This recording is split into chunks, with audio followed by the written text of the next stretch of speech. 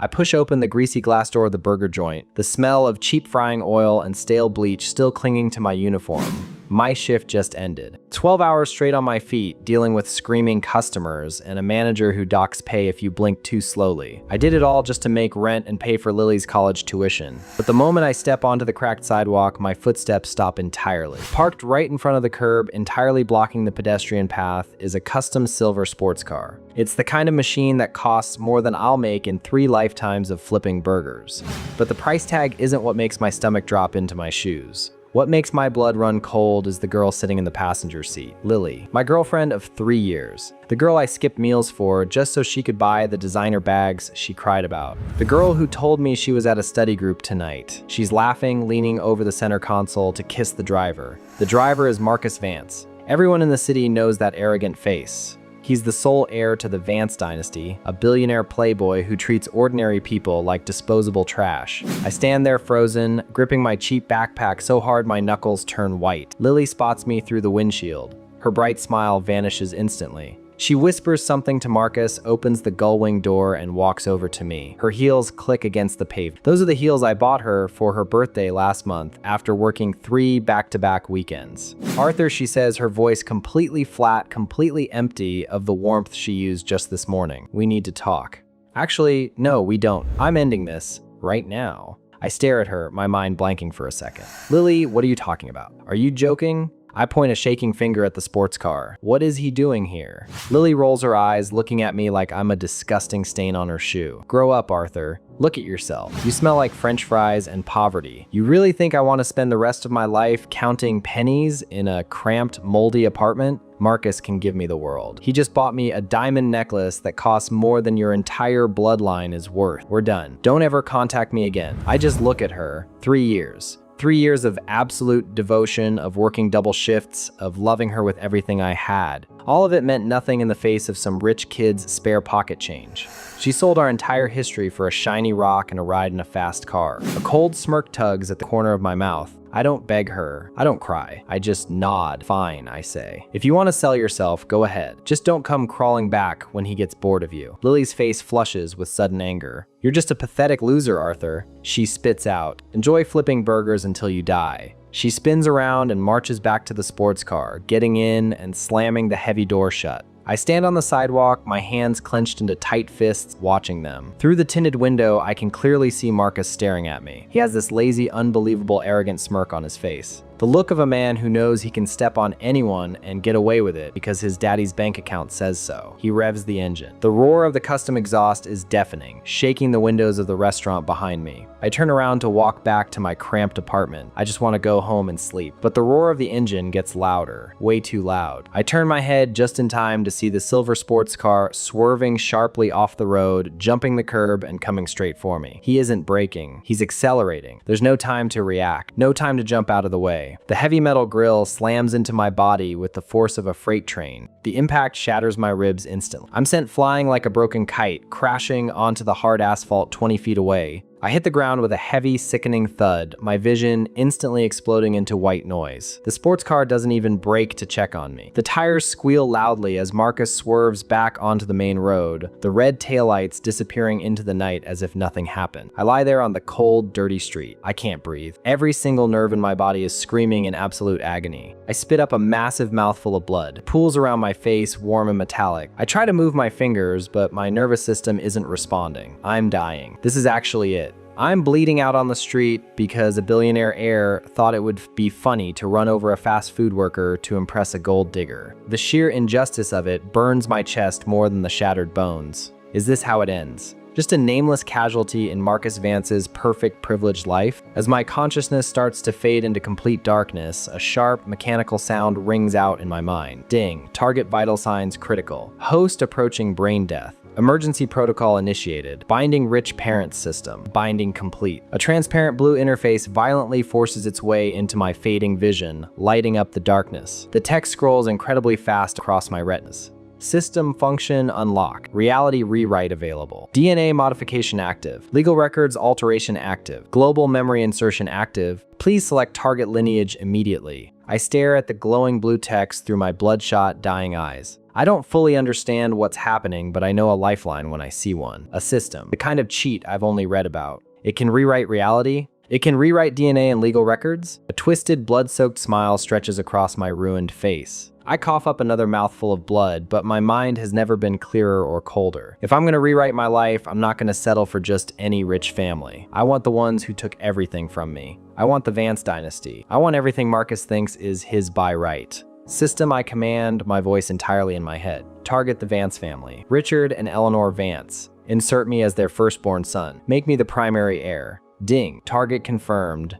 Billionaire Vance dynasty selected. Rewriting global databases. Restructuring reality. Altering genetic code. Warning, localized memory exclusion applied to individuals Marcus Vance and Lily. They will retain original timeline memories. Commencing reality shift now. The moment the system voice stops, the agonizing pain vanishes entirely. The pooling blood on the asphalt just disappears into thin air. The dirty street, the smell of exhaust, the freezing cold, it all dissolves into a blinding white light. I feel my body shifting, my shattered bones snapping perfectly back into place, my torn muscles knitting together, my entire frame filling with a terrifying amount of pure vitality. My cheap, grease-stained fast food uniform melts right off my skin, instantly replaced by the heavy, comforting weight of a meticulously tailored Italian silk suit. The white light fades rapidly, and suddenly, I'm no longer lying on the street waiting to die. I'm sitting upright on plush, custom leather seats. I look out the tinted window. I'm in the back of a massive Rolls-Royce Phantom. The car is smoothly pulling up a perfectly manicured, mile-long driveway toward a sprawling, palace-like estate, the Vance family manor. The car glides to a stop in front of the massive double doors. A man in a crisp butler's uniform immediately opens my door and bows a full 90 degrees. Welcome home, young Master Arthur. I step out of the car. My body feels absolutely incredible. Not a single scratch on me. I look at my hands. Clean, perfectly manicured, adorned with a Patek Philippe watch that costs more than a private jet.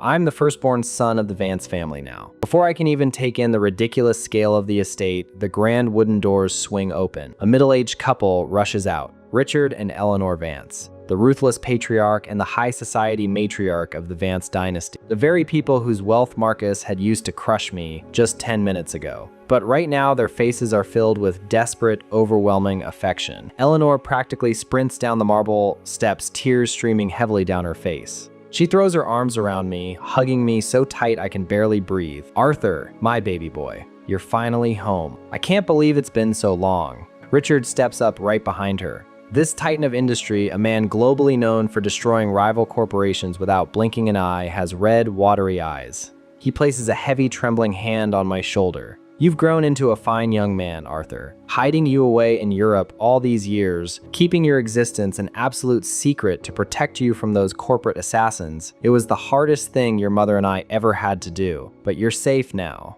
And you're home, to take your rightful place at the top. I look at them, analyzing their expressions. The system's reality rewrite is completely flawless. To them, I've always been their beloved firstborn son, hidden away in a European safe house for 20 years to avoid kidnapping plots. Their love for me is absolute, coded directly into their rewritten brains by the system. I smile warmly, playing the part perfectly. It's good to be home, father. Mother. Just as Eleanor is wiping her tears with an expensive handkerchief, a loud, obnoxious engine roar shatters the emotional moment. A silver sports car speeds up the driveway, braking harshly right behind my Rolls-Royce, nearly rear-ending it. It's the exact same car that just ran me over. The gull-wing doors pop open. Marcus steps out. He's holding a half-empty bottle of incredibly expensive liquor, swaying slightly on his feet. Lily climbs out of the passenger seat, looking around the massive estate with undisguised, sickening greed in her eyes. Marcus doesn't even notice me standing on the top steps yet. He laughs, taking a sloppy swig from the bottle. Hey Jenkins, he yells at the butler. Get someone to wash the front grill. Some idiot peasant fast food worker got in my way downtown. I hit him going 60. The sound his pathetic bones made when he bounced off the hood was hilarious. Have the lawyers drop a few grand on his family if he's dead. The entire courtyard goes completely dead silent. The butler freezes, his eyes widening in horror. Eleanor covers her mouth, looking at her younger son like he's a monster. Richard's face instantly darkens into a storm of absolute fury. He marches right down the marble steps, grabs Marcus by the expensive collar of his shirt, and strikes his face with a brutal, full-force backhand. The slap echoes across the driveway like a gunshot. Marcus is sent sprawling onto the ground, the liquor bottle shattering against the pavement and spilling everywhere. Lily screams and backs away, her face draining of all color.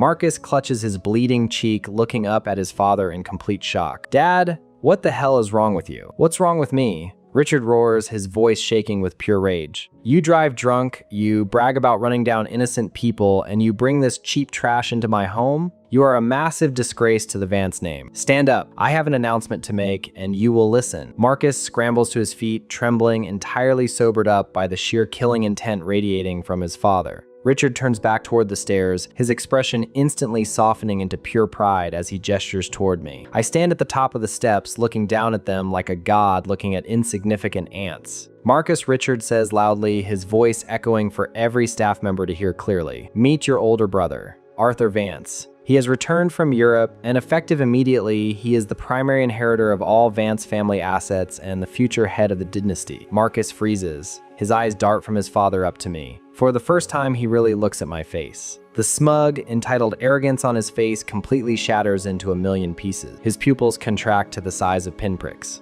He gasps, sucking in a harsh breath of cold air. He recognizes my face immediately. The system explicitly stated they were excluded from the memory rewrite. They still remember me as the poor cashier bleeding out on the street. Arthur? Marcus stammers, his voice cracking violently. No, that's impossible. Dad, are you insane? That's not my brother. That's the peasant. That's the guy I just ran over. I just killed him. He flips burgers. Richard's face turns entirely black with rage. He steps forward and kicks Marcus square in the stomach, sending him coughing onto his knees. Shut your mouth. How dare you speak about your older brother that way? The jealousy is rotting your brain. I stand there adjusting my silk cuffs, a cold smirk tugging at the corner of my mouth. Hello, little brother, I say smoothly. You seem a bit confused. Beside him on the driveway, Lily is physically shaking. She stares at my tailored suit, the luxury watch on my wrist, the dozens of security guards bowing in my direction. Her mind is visibly breaking in real time. She just dumped a man for being poor, only to watch reality itself bend to make him a billionaire's primary heir.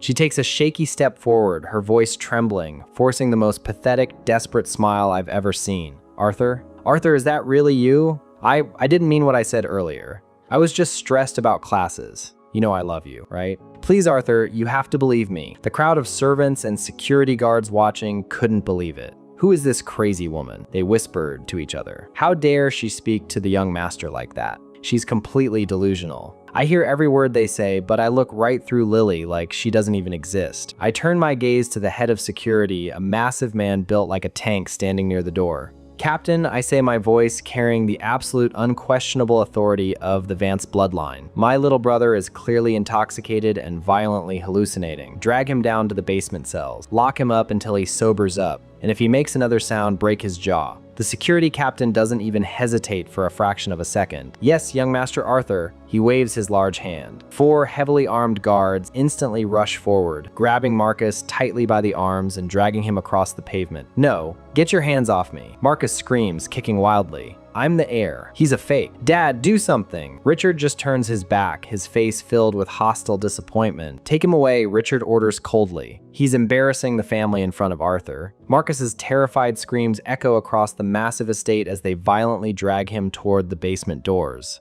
Lily stands totally frozen in the middle of the driveway, completely isolated, her breathing shallow and frantic as the reality of her inescapable situation crashes down on her. I stand at the top of the stairs, my hands casually in my pockets, and I look directly into her terrified eyes, giving her a slow, chilling smile. She flinches like I just struck her. The absolute panic setting into her features is the most beautiful thing I've ever seen. Just an hour ago, she was sitting in that $1 million passenger seat, telling me I smelled like poverty.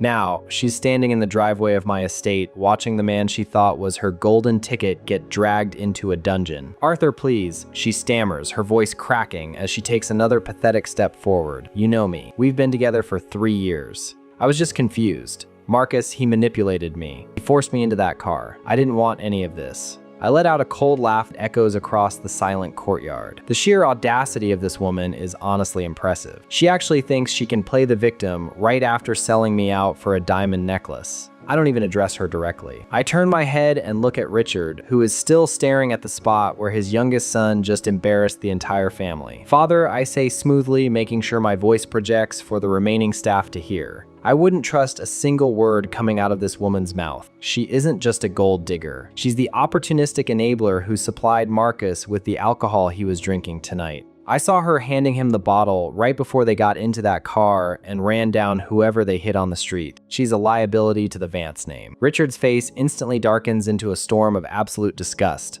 He turns his piercing gaze onto Lily, and I can literally see her soul trying to escape her body. She gasps, sucking in a harsh breath of cold air, her hands waving frantically. No, that's a lie, Mr. Vance. I swear I didn't give him the alcohol. I'm just a college student. I'm innocent. Richard doesn't even blink. He looks at her like she's a piece of rotting garbage that somehow washed up on his pristine driveway. Guards, he barks, his voice dripping with venom. Throw this trash off my property immediately. If she ever steps within a mile of this estate again, break her legs. Two massive security guards step forward instantly. They grab Lily by both arms, their grips so tight she cries out in pain. No, you can't do this. Arthur, tell them to stop. I love you. Arthur. She screams and thrashes violently, kicking her cheap heels against the pavement, but the guards don't even slow down. They drag her backward down the mile-long driveway, her desperate pleas fading into the night. I stand there perfectly still, watching the heavy iron gates slam shut in the distance, permanently sealing her out of the world she just sacrificed my life to enter.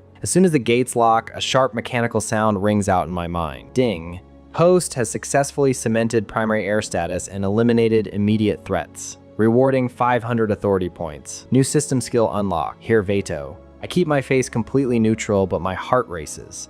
I open the system interface in my mind. The blue text scrolls rapidly across my vision. Here veto allows the host to instantly freeze and seize all financial assets belonging to subordinate family members. Cooldown time 0. Target must be genetically linked to the Vance bloodline. A cold smirk tugs at the corner of my mouth. I don't just have my father's favor now. I literally control the family's money on a system level. Marcus is already in a cell, but tomorrow I'm going to take away the only thing that gave him the confidence to run me over in the first place. The next morning arrives with the kind of luxury I've only seen in movies. I wake up in a king-sized bed wrapped in silk sheets, the trauma of my past life feeling like a distant nightmare. Eleanor insists on taking me out immediately. She practically drags me to the exclusive Sapphire Plaza, the most expensive shopping district in the city, entirely flanked by 4 armed bodyguards. My baby boy needs a wardrobe that actually reflects his status, she says, her eyes shining with absolute adoration as we step out of the Rolls-Royce. We walk straight into the Apex Boutique, a store so exclusive they lock the doors behind VP clients and require a minimum net worth just to browse. The interior is filled with custom-tailored suits, diamond-encrusted watches, and price tags that would make a normal person faint. But the second I step past the security checkpoint, my footsteps stop entirely.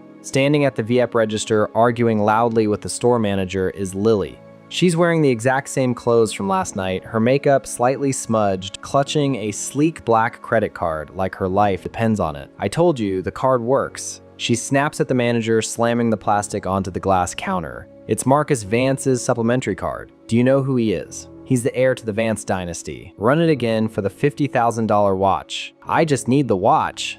I stare at her, genuinely amused. After getting thrown out of the estate last night, she actually came straight here to max out the credit card Marcus gave her before he got locked up. She's trying to pawn a luxury watch for raw cash because she knows her golden ticket is expiring. The manager looks exhausted, holding the card with 2 fingers. Miss, the system requires a security bypass for purchases over $10,000. I need to call the primary account holder. Just as the manager reaches for the phone, Lily turns her head and spots me standing by the entrance. Her eyes widen so far, they look like they might pop out of her skull. For a split second, I see genuine fear, but then her eyes dart to Eleanor standing next to me, and a twisted, desperate arrogance takes over. She actually thinks she can expose me. She points a shaking finger directly at my face. You, she screams, her voice echoing off the high ceilings. Manager, call the police right now. That man is a fraud. His name is Arthur, and he flips burgers at a greasy diner downtown. He isn't a VIP. He doesn't belong here.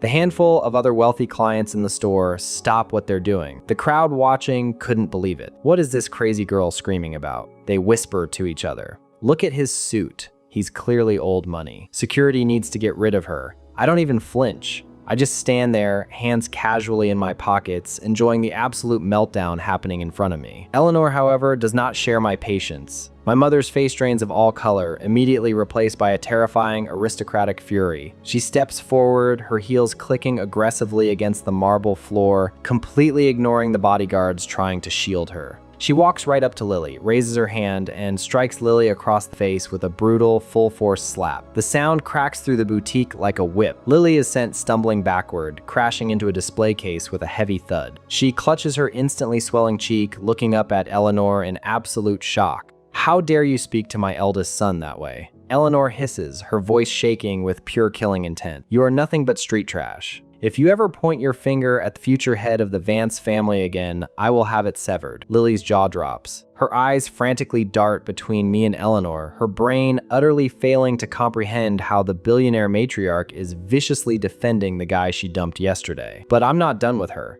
I access my system interface. Target Marcus Vance's financial portfolio, I command mentally. Activate Hair Veto. Freeze all subordinate accounts instantly. Ding, target confirmed. All checking, savings, and credit lines associated with Marcus Vance have been frozen. A cold smile spreads across my face. I step forward, looking down at Lily as she cowers against the glass. "Manager," I say casually, "go ahead, run the card. Let's see how much power my little brother really has." The manager, sweating profusely under Eleanor's glare, quickly swipes the black card through the terminal. The machine beeps loudly. A bright red text flashes across the screen. "Declined. Account frozen." The manager lets out a harsh breath, glaring at Lily. "Miss, this card is entirely void. You have 0 available funds. Leave my store immediately before I have you arrested for fraud." Lily's face goes completely pale. "No," she stammers, scrambling to her feet. "That's impossible. Marcus has millions. Try it again." The machine is broken. She lunges for the terminal, but the store security guards are already there. They grab her by the shoulders, completely unbothered by her screaming. I pull my Vance Obsidian card out of my tailored jacket and toss it onto the glass counter. It lands with a heavy, satisfying clack. "I'll take the entire seasonal inventory," I tell the manager, not even looking at the price tags. "All the watches, all the suits, everything. Put it on this. And permanently ban this woman from the premises." The manager's eyes practically bulge out of his head when he sees the Obsidian card. A $3 million purchase processed in 2 seconds without a single security flag. "Yes, young Master Vance." The manager bows so deeply his forehead nearly touches the counter. "Security, throw this beggar out into the street." The guards shove Lily hard. She stumbles out the front doors, falling to her knees on the public promenade right in front of hundreds of passing shoppers. I stand safely behind the thick glass doors, watching the crowd point and laugh at the gold digger who just lost everything. I don't even give her a second glance. I turn my back and continue shopping with my mother. By the time the sun sets, I'm back at the Vance estate. The massive halls are completely silent. I bypass the main dining room and head straight for the servant corridors, taking the heavy stone stairs all the way down into the basement. The air grows cold and damp, a stark contrast to the luxury above. I stop in front of a reinforced steel door. The security captain stands at attention, unlocking it for me without a single word. I push the door open. Marcus is sitting on a hard concrete bench in the center of the holding cell. He's still wearing the expensive, blood-stained shirt from last night, but he looks like a completely different person. He's shivering, his eyes bloodshot and frantic. The moment he sees me step into the dim light, he jumps to his feet, rushing the steel bars. "Arthur," he yells, his voice raw and desperate. "You can't keep me in here. When Dad finds out you locked me in a literal dungeon, he's going to kill you. You're just a peasant. You're a fake. Tell them to let me out right now." I let out a cold laugh. The sheer delusion of this spoiled brat is staggering. He really thinks he still has leverage. He really thinks reality hasn't completely shifted to crush him. I don't argue with him. I don't raise my voice. I just calmly reach into my jacket pocket and pull out a sleek high-end tablet. I tap the screen a few times and hold it up right against the metal bars so he can see it clearly. "Take a good look, little brother," I say smoothly. Marcus squints at the bright screen. His breathing stops. His pupils contract to the size of pinpricks. The screen displays his entire personal banking portfolio. His checking account, his savings, his offshore trusts. Every single line reads a glaring, undeniable 0. "What did you do?" Marcus whispers, his voice violently shaking as he grips the bars. "Where is my money? Where is my trust fund, Finn?" I smile, enjoying every single second of his absolute despair. "Dad was so disappointed in your behavior last night," I tell him, the lie rolling off my tongue perfectly. "He realized you were too irresponsible to handle the Vance wealth. So he transferred every single penny of your trust fund directly into my name. You don't have a dime left, Marcus. You couldn't even afford to buy a fast food burger right now." Marcus gasps, stumbling backward like I just shot him in the chest. He falls back onto the concrete bench, clutching his head. No, he mutters, his mind completely shattering. "This isn't real. You're a cashier. You're nobody. Just as he starts hyperventilating, the system interface flashes brightly in my vision. Ding. Host has successfully dismantled a rival's financial resources and shattered their mental state. Rewarding 200 authority points. Authority level rising. I dismiss the notification with a thought. I look at the pathetic, broken mess of a billionaire heir shivering on a concrete slab. He took my life yesterday. Now I own his. I turn my back on him and start walking toward the exit. Wait, Marcus screams, scrambling back to the bars. Arthur, please. You can't leave me down here. I'm sorry I hit you. I'll do anything. Just give me my money back. I pause at the heavy steel door, glancing over my shoulder. The money was just step one, Marcus, I say coldly. Tomorrow, I'm taking your corporate shares. And by the end of the week, I'm going to erase your name from this family's history entirely. I step out of the cell and slam the heavy steel door shut, the loud metallic clank echoing through the basement as the deadbolt slides perfectly into place. I don't even look back as I leave the basement. I walk straight up the heavy stone stairs and head directly for the estate study on the second floor.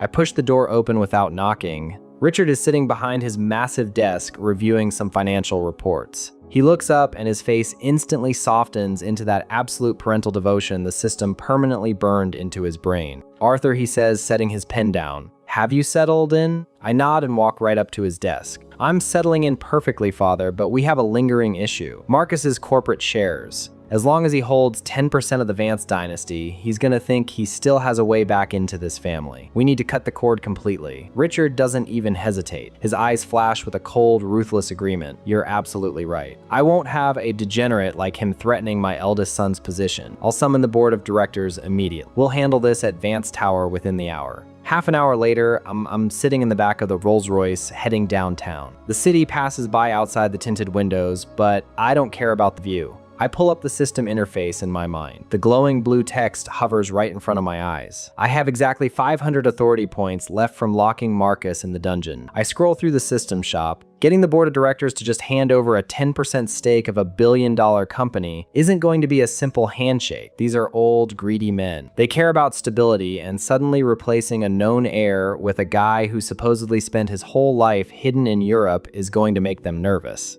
I need absolute insurance. I find a skill near the bottom of the list. Corporate Override. Costs 300 authority points. The description is simple. It guarantees immediate legal compliance from neutral parties during any corporate negotiation. I select it without a second thought. Ding. 300 authority points deducted. Corporate Override perk unlocked. Target area of effect will activate upon entering any corporate setting. I dismiss the prompt and lean back against the seat. I let out a cold laugh. Marcus really thought he could steal my girlfriend and run me over without consequences. He's about to find out what real power looks like. The boardroom on the top floor of Vance Tower is packed. 12 older men and women in expensive suits sit around a massive glass table. I stand next to Richard at the head of the table. The board members are whispering to each other, shooting me sideways glances. The crowd watching couldn't hide their skepticism. Who is this kid? One of them mutters. Richard says he's the eldest son, but I've never seen him in my life. You can't just hand over 10% of the company to a stranger. I hear every word. I don't even flinch.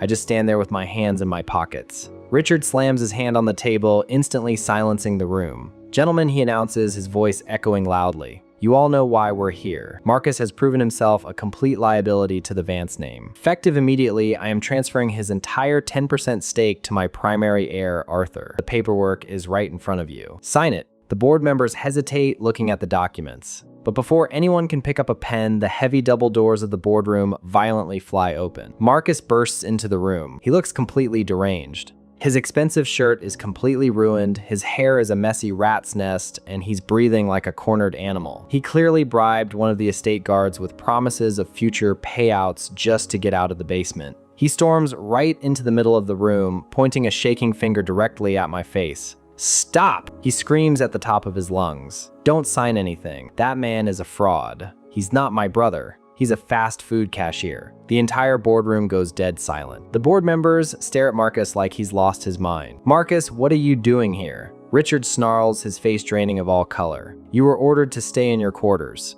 Marcus ignores our father entirely. He slams his hands down on the glass table, glaring at the board members. Listen to me, he yells frantically. His name is Arthur. I literally ran him over with my car yesterday. He works at a greasy diner downtown. He doesn't have a drop of Vance blood in his body. He's conning all of you. The board members start murmuring again. The confusion is exactly what Marcus wanted. If he can plant a seed of doubt, they won't sign the transfer. You want proof? Marcus spits, turning back to look at me with pure venom in his eyes. I demand an on-site DNA test. Right here, right now. We have a corporate medical officer in the building. Let's see your blood, you peasant. Let's see if you're really a Vance. He's completely unhinged, panting heavily, a twisted, victorious smile spreading across his face. He actually thinks he's got me cornered. He actually thinks reality hasn't already been completely rewritten by a power he couldn't even comprehend. I don't panic. I don't argue. I just let a cold smirk tug at the corner of my mouth. Sure, I say casually. Call the doctor in. Let's get this over with. Marcus's smile falters for a fraction of a second. He clearly didn't expect me to agree so quickly.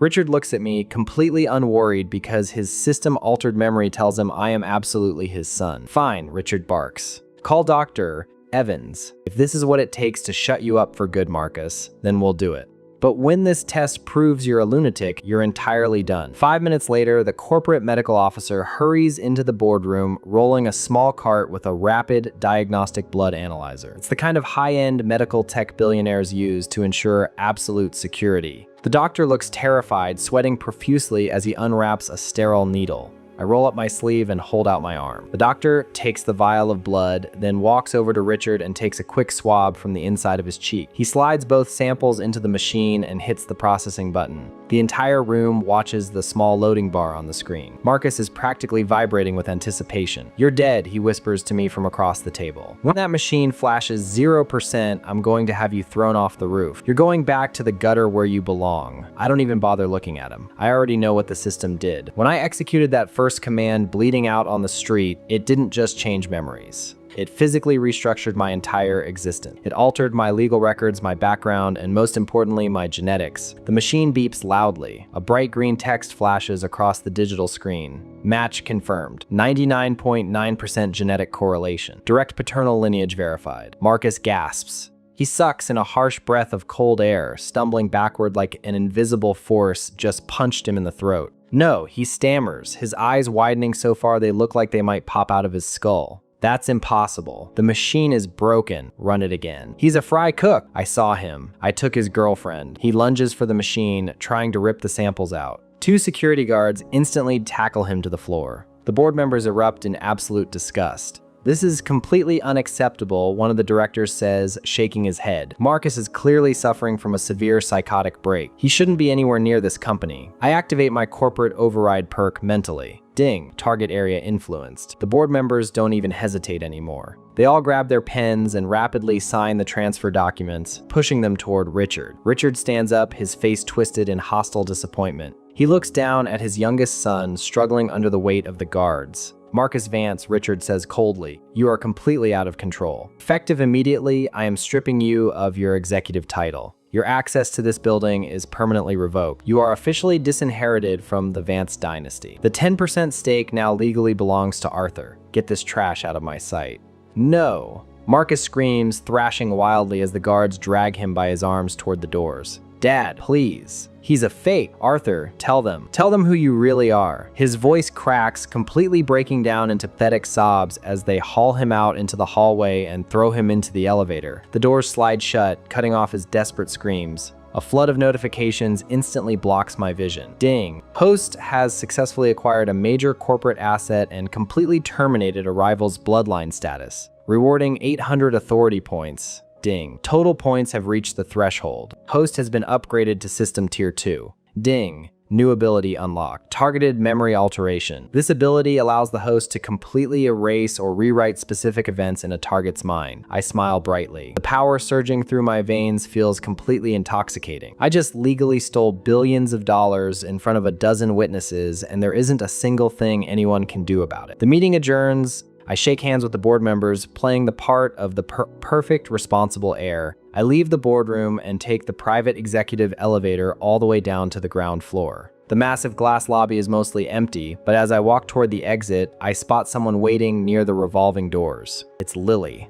She looks absolutely miserable. Her expensive dress from yesterday is wrinkled, her hair is a mess, and her makeup is completely ruined from crying. She must have waited outside the tower for hours hoping to catch me. The moment she sees me, her face lights up with a twisted, desperate hope. "Arthur," she calls out, practically sprinting across the marble floor. She doesn't even try to act dignified. She drops straight to her knees right there on the pavement in front of the lobby doors, grabbing the bottom of my tailored suit jacket. "Arthur, please listen to me," she begs, her voice shaking uncontrollably. I made a huge mistake. I was just so scared yesterday. Marcus manipulated me. He told me he'd ruin my life if I didn't get in that car with him. I never stopped loving you. We've been together for 3 years. You know I'm a good person. Now that you're rich, we can finally have the life we always talked about. I'll leave him. I'll block his number right now. Just give me another chance." She looks up at me with those big tear-filled eyes, using the exact same manipulative submission she always used when she wanted me to pick up an extra shift to buy her things. In my past life, I would have broken my back trying to make her happy. I would have forgiven her instantly. But right now, looking down at her, all I feel is pure disgust.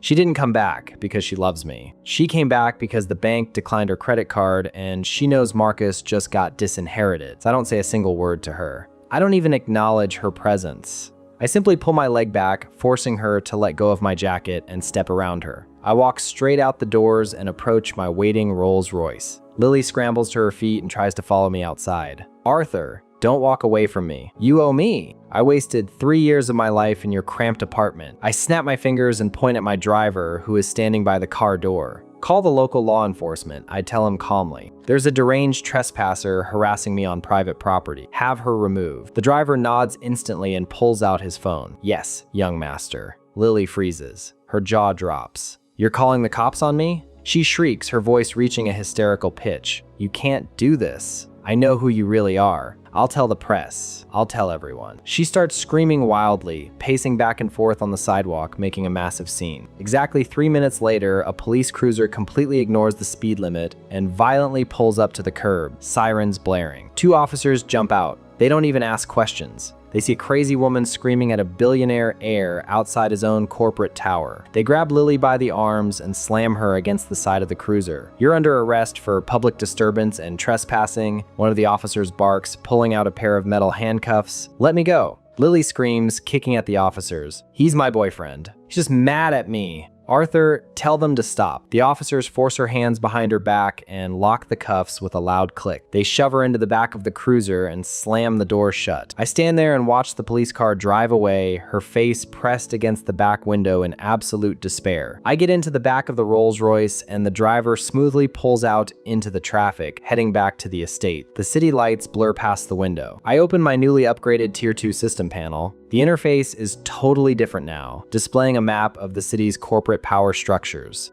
I've completely crushed Marcus and discarded Lily, but I'm not done. I'm gonna take over everything. I scroll past the Vance Dynasty assets and lock my eyes onto a massive red icon on the grid. The Sterling Group. They are my father's primary business rival, an absolute giant in the tech industry. I select their corporate profile and highlight their CEO's name. I let a cold smirk tug at the corner of my mouth as I tap the screen to initiate my next resource acquisition. The screen flashes with a brilliant gold light, confirming my selection as I pull up a Tier 2 system panel right in front of my eyes. The interface is completely different from the basic version I had yesterday. It displays a massive glowing grid of the city's entire corporate power structure, showing every alliance, every hidden bank account, and every vulnerability in real time. I scroll past the Vance Dynasty's assets and lock my eyes onto the massive red icon dominating the eastern sector of the map. The Sterling Group. They are my father's primary business rival, an absolute giant in the tech and logistics industry, and currently the biggest threat to my newly acquired inheritance.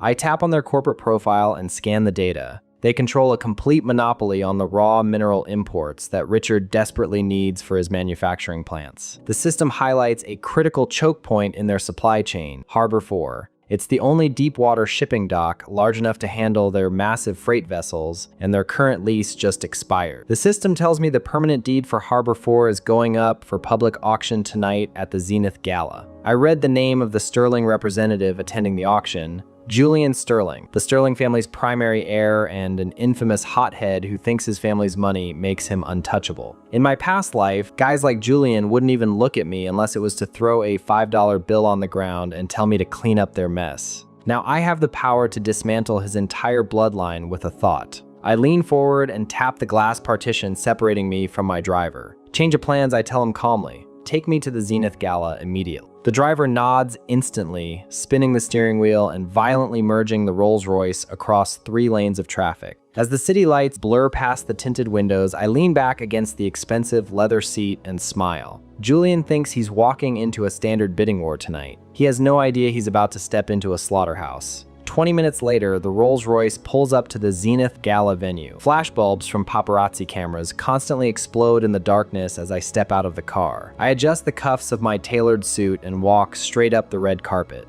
The massive glass doors are guarded by a dozen heavy security personnel checking invitations. When I reach the front of the line, the head of security steps in my way, holding up his hand. "Invitation only, sir," he barks, looking at me with clear suspicion. I don't say a single word. I just reach into my pocket, pull out the Vance family obsidian crest, and hold it up right in front of his face. The guard's face instantly drains of all color. He sucks in a harsh breath of cold air, his eyes widening in absolute panic. He immediately drops his hand and bows at a perfect 90-degree angle. "My deepest apologies, young Master Vance," he stammers, sweating profusely. "We weren't informed you were attending tonight. Please head straight into the VIP section." The staff opens the heavy glass doors for me, and I walk into the main hall. The room is packed with the city's absolute elite. Old money billionaires, tech CEOs, and corrupt politicians stand around drinking $1,000 champagne and making backroom deals. I scan the crowd, my system automatically tagging targets with glowing names above their heads.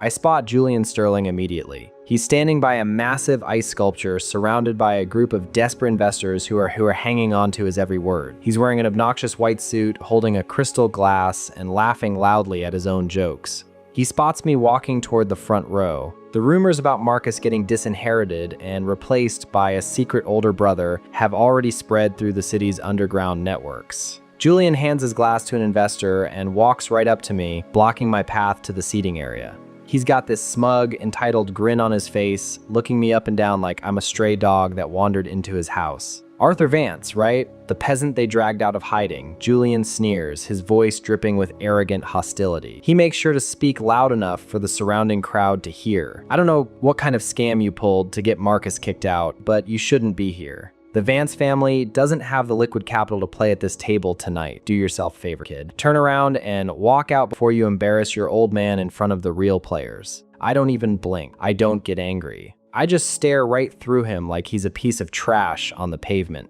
I don't say a single word to him. I just casually step around his shoulder, completely ignoring his existence, and walk straight to the absolute front row of the VIP seating. I drop into a plush leather chair and cross my legs, staring up at the empty auction stage. The crowd watching couldn't hold it together. The entire section goes quiet for a second before the whispers break out. Did he just completely ignore the sterling heir? An older CEO mutters in shock. The disrespect is insane. I heard this new Vance kid is completely ruthless. He locked his own brother in a basement yesterday. Julian's face turns beet red. His jaw clenches so hard I can hear his teeth grinding from 10 feet away. He marches over and takes the seat directly next to me, glaring at the side of my head. "You're going to regret that," he hisses under his breath. "When Harbor 4 comes up, I'm going to bid you into the ground. I'm going to make you look so broke. Your father will throw you right back into the gutter." I just let a cold smirk tug at the corner of my mouth. I don't even look at him. I just pull up the Tier 2 system interface in my mind and wait for the show to start. 10 minutes later, the venue lights dim. The Zenith auctioneer steps up to the podium, tapping his microphone. "Ladies and gentlemen, we are moving on to the premier asset of the evening," the auctioneer announces, his voice echoing over the high-end audio system. "The permanent operational deed for Harbor 4. This is a critical logistics hub for the entire eastern seaboard. We will start the bidding at $30 million.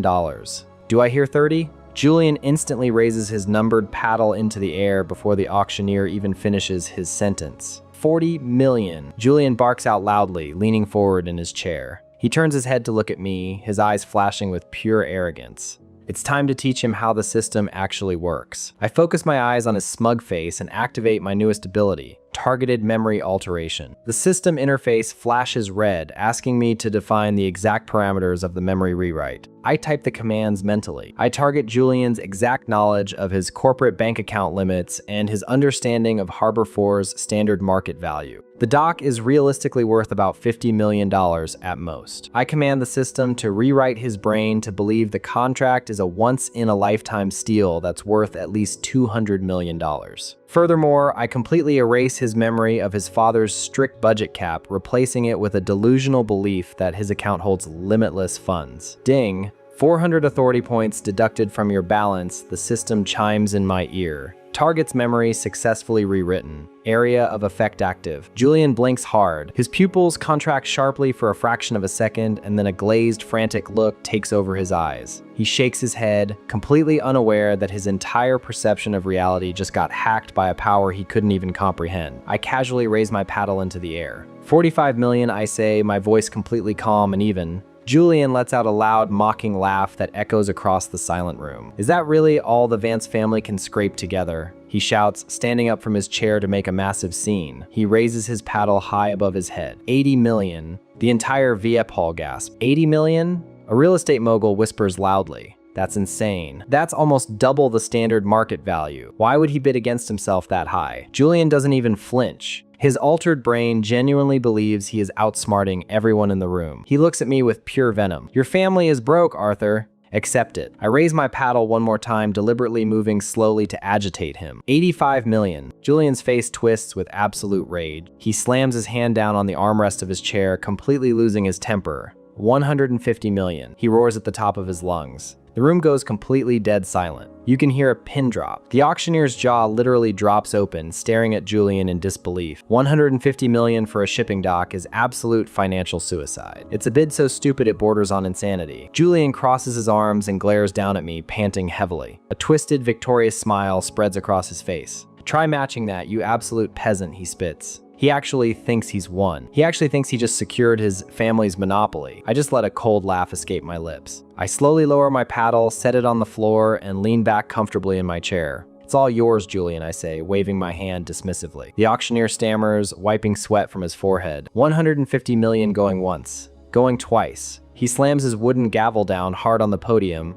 Sold to the Sterling Group. Julian stands up and aggressively buttons his white jacket. He looks around the room like a conquering hero, expecting applause. A Zenith Financial staff member immediately hurries over to our section, nervously holding a digital payment terminal. Julian pulls out his exclusive black corporate Sterling card and carelessly taps it against the glass screen. The machine beeps loudly. A bright red error message flashes across the display. Decline. Insufficient funds. The staff member looks terrified, his hands shaking violently as he stares at the screen. Excuse me, mister. Sterling, the staff member stammers, stepping back, but your corporate account lacks the required capital to clear this transaction. Julian's arrogant smile falters for a fraction of a second. What the hell are you talking about? He snaps, grabbing the terminal. Run it again. My budget is completely limitless. My father gave me a blank check for this auction. The staff member nervously takes a card and inserts the chip manually. Beep. The same bright red error flashes again. Decline. The auctioneer, obligated by Zenith's extremely strict transparency rules, leans into his podium microphone. Ladies and gentlemen, it appears the winning bid from the Sterling Group has failed to process due to severe insufficient funds, he announces loudly. The entire Veep section absolutely erupts.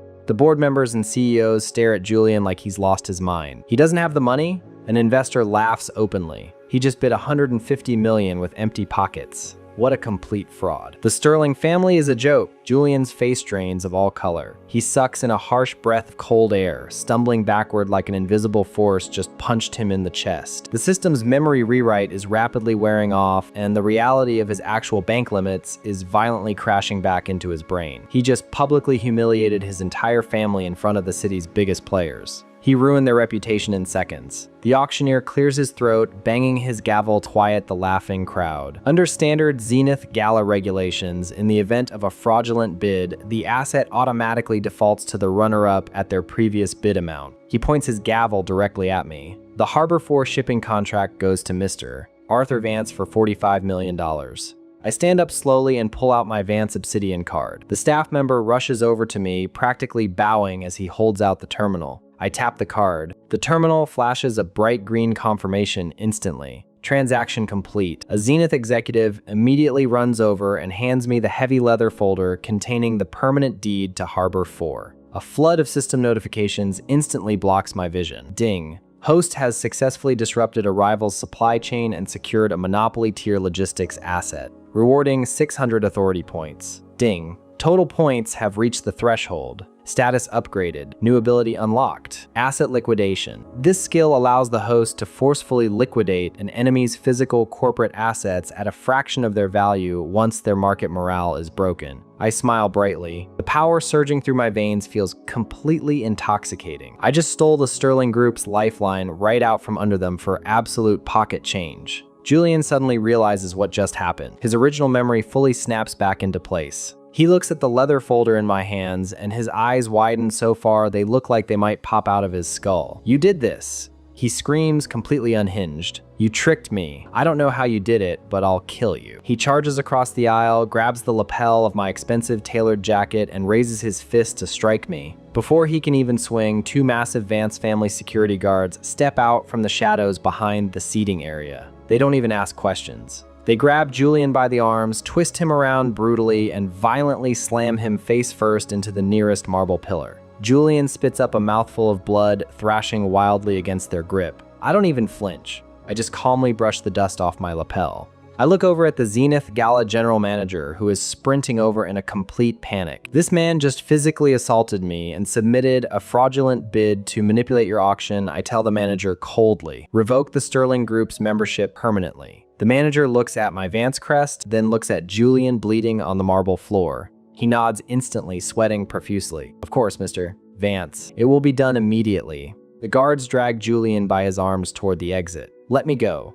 Julian screams, kicking desperately at the air. "My father will destroy you. You're dead, Arthur." His voice cracks, breaking down into pathetic sobs as they haul him out the front doors and physically throw him out onto the street. I step away from the whispering crowd and pull out my phone. I hit Richard's private contact number. He answers on the exact first ring. "Arthur," he says, his voice tense. "Tell me you have good news." I look down at the Harbor 4 deed in my hand. "Harbor 4 is ours, father," I say smoothly. Julian Sterling just made an absolute fool of himself and got permanently banned from the Zenith Gala. Their mineral monopoly is officially broken. I can hear Richard take a deep, shaky breath of pure relief on the other end of the line. "Excellent work, my son," Richard praises, his voice thick with absolute parental devotion. "I always knew you were the true future of this dynasty. The Vance name is safe in your hands. Come home immediately." I hang up the phone. I walk straight out of the VIEP hall, leaving the shocked whispers of the elite behind me. The cool night air hits my face as my driver quickly opens the door to the Rolls-Royce. I get in and the car smoothly pulls away from the curb. I don't even look back at the gala venue. I open my Tier 2 system panel again.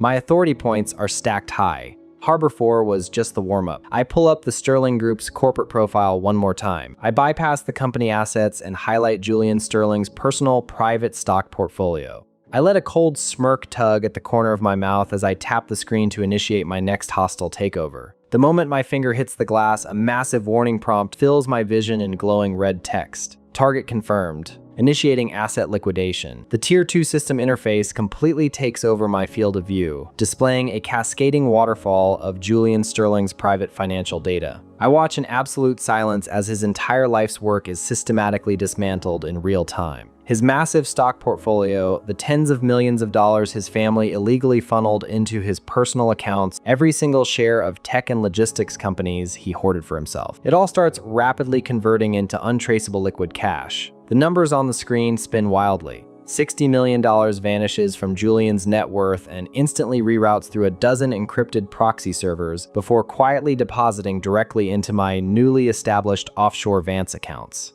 I check my digital balance and let out a cold laugh. Ding. The system chimes in my ear. Asset liquidation complete. Target's net worth reduced to 0. Julian is officially bankrupt. He just doesn't know it yet. In my past life, guys like him thought they were invincible just because they were born with a silver spoon shoved down their throats. They thought they could run over people like me, leave us bleeding on the asphalt, and just buy their way out of the consequences. Not anymore. I just turned the Sterling family's golden boy into a broke peasant with a single tap of my finger. I lean forward and tap the glass partition. "Driver, change of plans," I command smoothly. take me straight to the Royal Crest Auto Club. The driver nods instantly, hits the gas, and the Rolls-Royce surges forward into the city traffic. I know exactly where Julian is heading right now. After being completely humiliated and physically thrown out of the Zenith Gala, his pride is shattered. He needs to secure a physical asset, something tangible to prove to himself that he still has power, that he still has his personal wealth to fall back on. And I know exactly who is desperate enough to sell him something under the table tonight. My disgraced, disinherited little brother Marcus. The Royal Crest Auto Club is an exclusive underground fortress where the city's billionaires hide their multi-million-dollar toys.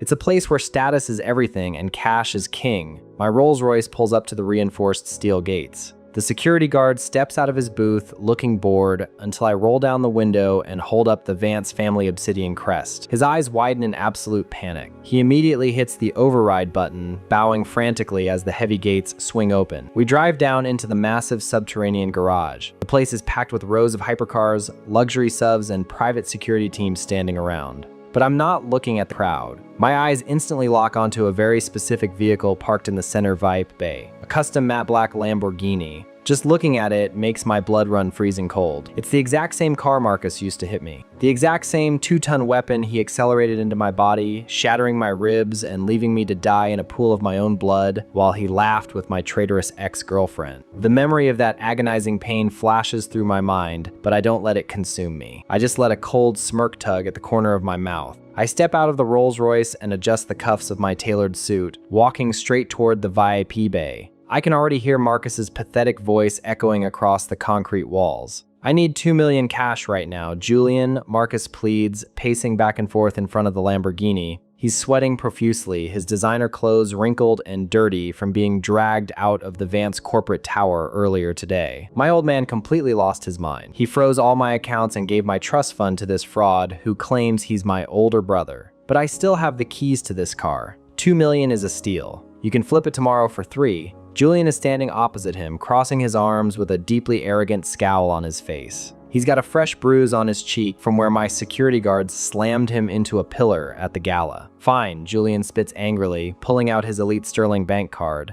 My idiot father is probably going to freeze my corporate access after that disaster at the auction, but my personal stock portfolio is still loaded. I'm buying this car to secure some hard assets off the books. I'll transfer the 2 million right now, and then I'm going to find Arthur Vance and rip his head off. The crowd of elite mechanics and wealthy club members standing nearby whisper among themselves. Did you hear? They mutter. Marcus got entirely disinherited today, and Julian just got banned from Zenith. It's a gathering of losers. I hear every single word, and I couldn't care less. I step directly into the light, my presence instantly silencing the entire room. Neither of you are buying or selling anything, I say, my voice perfectly calm and completely dominant. Marcus spins around, his face draining of all color the second he sees me. You! Marcus screams, his eyes flashing with desperate rage. You followed me here? Security. Get this imposter out of here. I don't even look at him. I just access my Tier 2 system panel and spend the authority points to instantly activate my corporate override perk. A wave of absolute, undeniable legal authority radiates from my position, forcing neutral parties to immediately comply with my directives. The club manager, a man in a sharp gray suit, practically sprints over to me, completely ignoring Marcus's shouting. Mr. Vance, the manager says, bowing respectfully. How can the Royal Crest Club serve you tonight? I point directly at the matte black Lamborghini. This vehicle was purchased using Vance family corporate funds, I state clearly. Marcus Vance has been officially disinherited and stripped of all executive titles as of this afternoon. He has zero legal ownership over this asset. Halt this private sale immediately. The club manager nods instantly, pulling out his tablet. Of course, Mr. Vance. The system confirms your authority. The sale is officially voided. Julian sneers, stepping right up into my face. You think you can just boss people around because you have a fancy title now?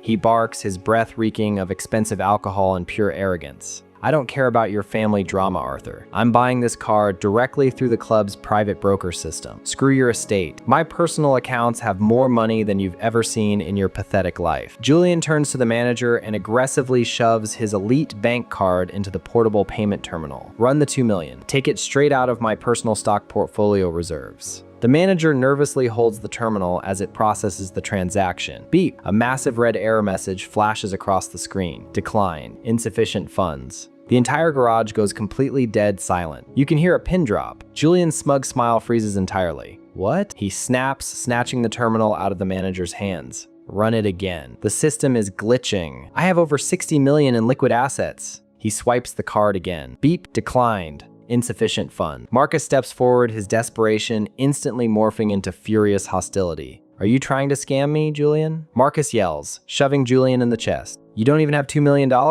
You came here to steal my car while I'm at my lowest? Julian stumbles backward, looking completely frantic. Shut up, he screams at Marcus. He pulls his expensive smartphone out of his pocket and frantically logs into his private brokerage app. The second the screen loads, Julian sucks in a harsh breath of cold air. His eyes widen so far they look like they might pop right out of his skull. The screen displays a massive, undeniable zero. His entire portfolio is gone. Every single share has been liquidated and erased without a trace.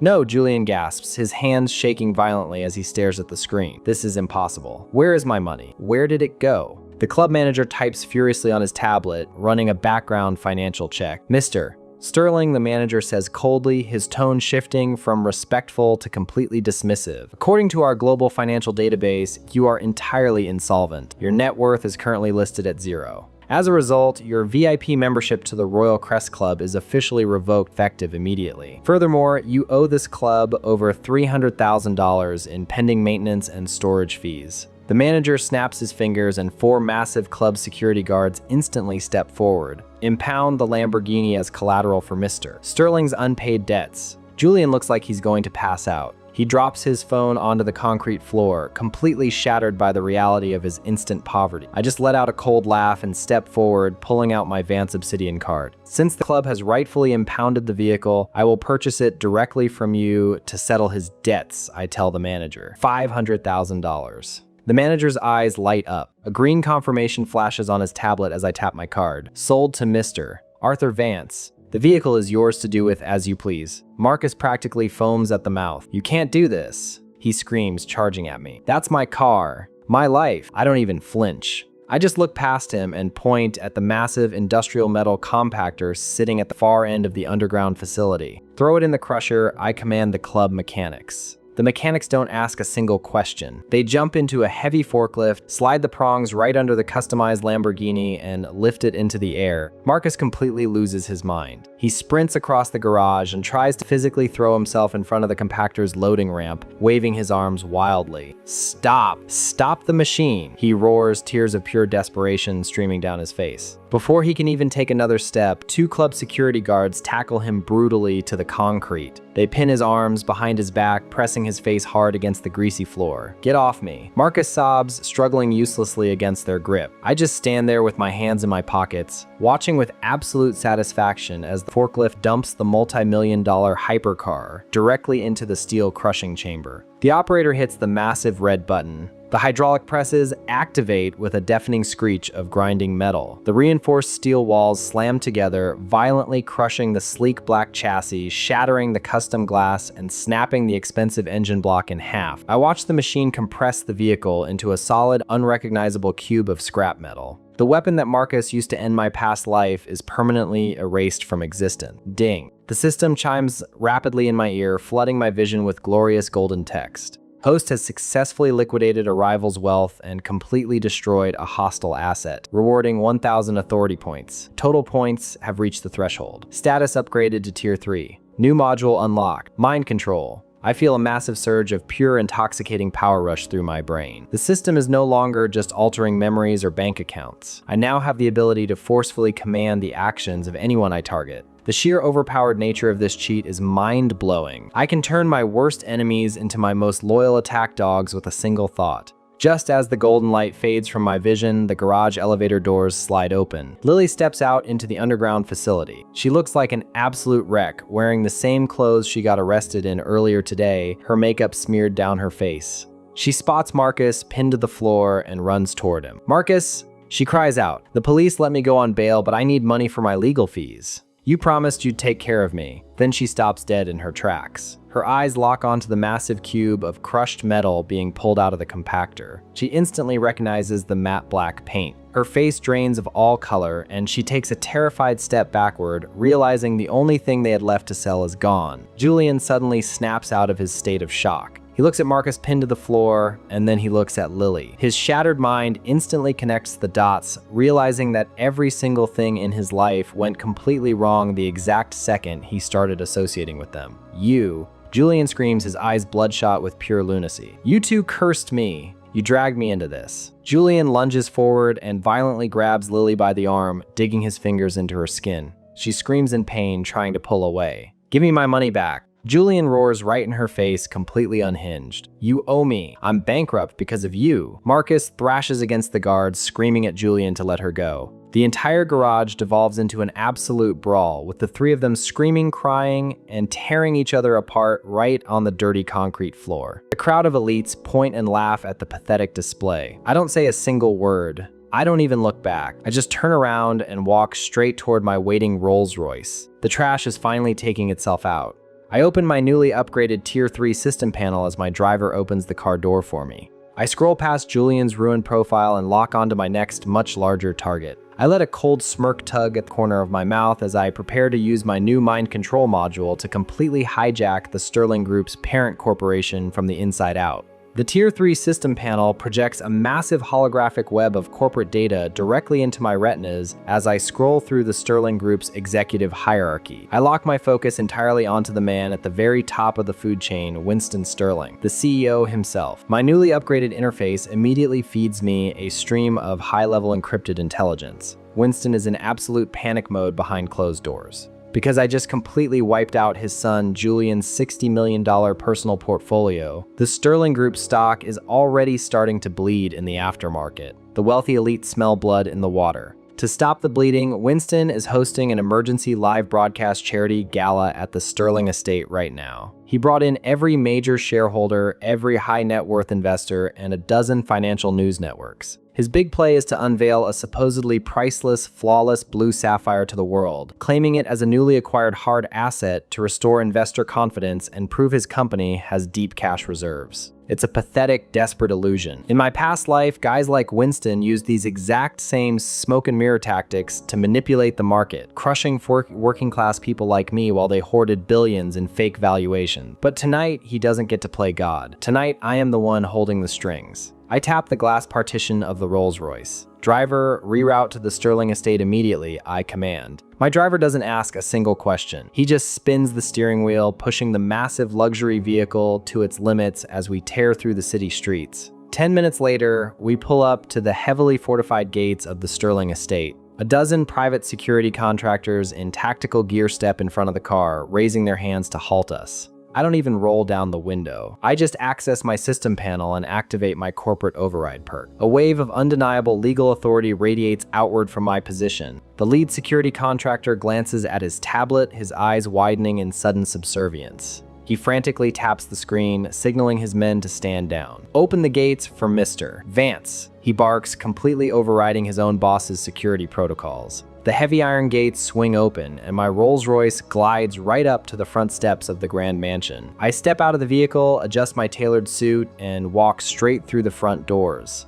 The grand ballroom is packed shoulder to shoulder with the city's most powerful billionaires, politicians, and media personnel. Crystal chandeliers hang from the ceiling, illuminating a massive stage at the far end of the room. Winston Sterling stands behind a glass podium wearing a custom tuxedo, grinning like a shark. Live broadcast cameras are pointed directly at his face. He is right in the middle of his arrogant speech, gesturing toward a glass display pedestal holding a massive, glittering blue stone. This sapphire represents the unbreakable foundation of the Sterling Group. Winston boasts into the microphone, his voice echoing through the massive speakers. Our cash reserves are limitless, and our future is brighter than ever. Do not listen to the baseless rumors circulating tonight. The Sterling family remains the undisputed king of the logistics and refinery sector. The crowd applauds politely, taking sips of expensive champagne. But the second Winston sweeps his gaze across the room, his eyes lock onto me walking casually down the center aisle. His arrogant smile vanishes instantly. His face turns completely purple with rage. He grips the edges of the podium so hard his knuckles turn white. Cut the cameras. Winston screams, completely dropping his professional facade. The cameramen freeze in confusion. Winston points a shaking finger directly at my face. Arthur Vance. He roars, his voice filled with venom. You little rat! You think you can sabotage my son's bank accounts with your family's dirty cyber attacks and then just waltz into my home? You are a pathetic fraud playing dress-up with Richard Vance's money. Winston signals wildly to the perimeter of the room. Security. Detain this corporate spy immediately. Break his legs if he resists. Throw him in the vault. Half a dozen massive private bodyguards drop their earpieces and start sprinting toward me from all directions. The crowd of elite investors instantly backs away, whispering frantically. What is the Vance heir doing here? They mutter, is he crazy? Winston is going to have him killed on live television. He's dead meat. I hear every single word. I couldn't care less. I don't take a step back. I don't even raise my hands to defend myself. I just stare dead into Winston's furious eyes, open my Tier 3 system panel, and select his name. Ding! The system chimes rapidly in my ear. Target locked. Winston Sterling. Activating mind control module. Deducting 1,000 authority points. A massive surge of invisible digital energy fires directly from my system interface, completely hijacking Winston's neural pathways in a fraction of a millisecond. The effect is instantaneous and absolutely terrifying. Winston's jaw snaps shut. His furious expression goes completely blank, his facial muscles freezing into a dead, emotionless mask. His eyes glaze over, losing all human spark as the system takes absolute control of his motor functions and vocal cords. The security guards sprinting toward me suddenly skid to a halt, looking up at the stage in total confusion. Boss? One of the guards asks nervously. Winston doesn't even look at him. I pull up the command terminal in my vision and type a single, simple directive into the system. Tell them the truth. Tell them everything. Up on the stage, Winston robotically leans forward, wrapping his hands around the microphone. The live broadcast cameras are still rolling, beaming his face to millions of screens across the financial district. This sapphire is entirely worthless, Winston says. His voice is totally flat, completely devoid of inflection, like a programmed machine. It is synthetic glass manufactured in a cheap overseas factory. I bought it for $300 to trick you. The entire ballroom goes dead silent. The elite investors stare at the stage, their mouths hanging wide open. Winston continues, perfectly executing my mental command without a single ounce of resistance. The Sterling Group is completely insolvent. We have been operating a fraudulent shell network for the past decade to conceal $3 billion in illegal corporate debt. I have embezzled millions from your pension funds to pay for my personal real estate. We are bankrupt. My family is a fraud. The company is a Ponzi scheme and I am a criminal. The silence shatters. The ballroom instantly explodes into absolute unhinged chaos. The crowd loses their minds. What is he saying? An older billionaire screams, dropping his champagne glass. It shatters on the floor. Is this a joke? The live feed is still running. Another investor yells, frantically pulling out his phone. Sell. Sell every single share of Sterling Group right now. Call my broker. Get me out. The room devolves into a stampede of panicking elites trying to dump their stock before the market fully registers the confession. The financial sabotage is absolute. The Sterling Group is publicly, irrevocably ruined in less than 60 seconds. Right at that exact moment, the grand doors of the ballroom burst open. Julian Sterling stumbles into the room. He looks like absolute garbage. His designer clothes are covered in grease and dirt from the underground auto club garage, and his face is badly bruised from the brawl with Marcus and Lily. He managed to drag himself all the way here to beg his father for bailout money, only to walk into the exact moment his father destroys their entire empire on national television. Julian stares at the stage, his face draining of all color as he listens to the panicked screams of the investors. Dad. Julian screams, his voice cracking with pure desperation. What are you doing? Stop talking. The cameras are on. Julian wildly pushes his way through the panicking crowd, sprinting toward the stage to grab the microphone and cut the audio. He jumps up the stairs, reaching his hand out toward Winston. I just let a cold smirk tug at the corner of my mouth. I access my system interface and fire off a secondary mental command directly into Winston's hijacked brain. Defend the podium. Eradicate the threat. Winston doesn't even blink. As Julian reaches for the mic, Winston pivots with mechanical precision, winds his arm back, and delivers a brutal full-force punch directly to Julian's bruised jaw. The sickening crack of bone echoes through the microphone. Julian spits out a mouthful of blood and is sent flying backward like a broken kite. He smashes heavily into the glass display pedestal, shattering it into 1,000 pieces. The synthetic sapphire bounces across the floor like a cheap marble. Julian collapses into the pile of broken glass, clutching his face, sobbing uncontrollably. The crowd screams in horror, backing away from the stage as Winston just stands there, staring blankly ahead, completely unfazed by the fact that he just knocked his own son unconscious.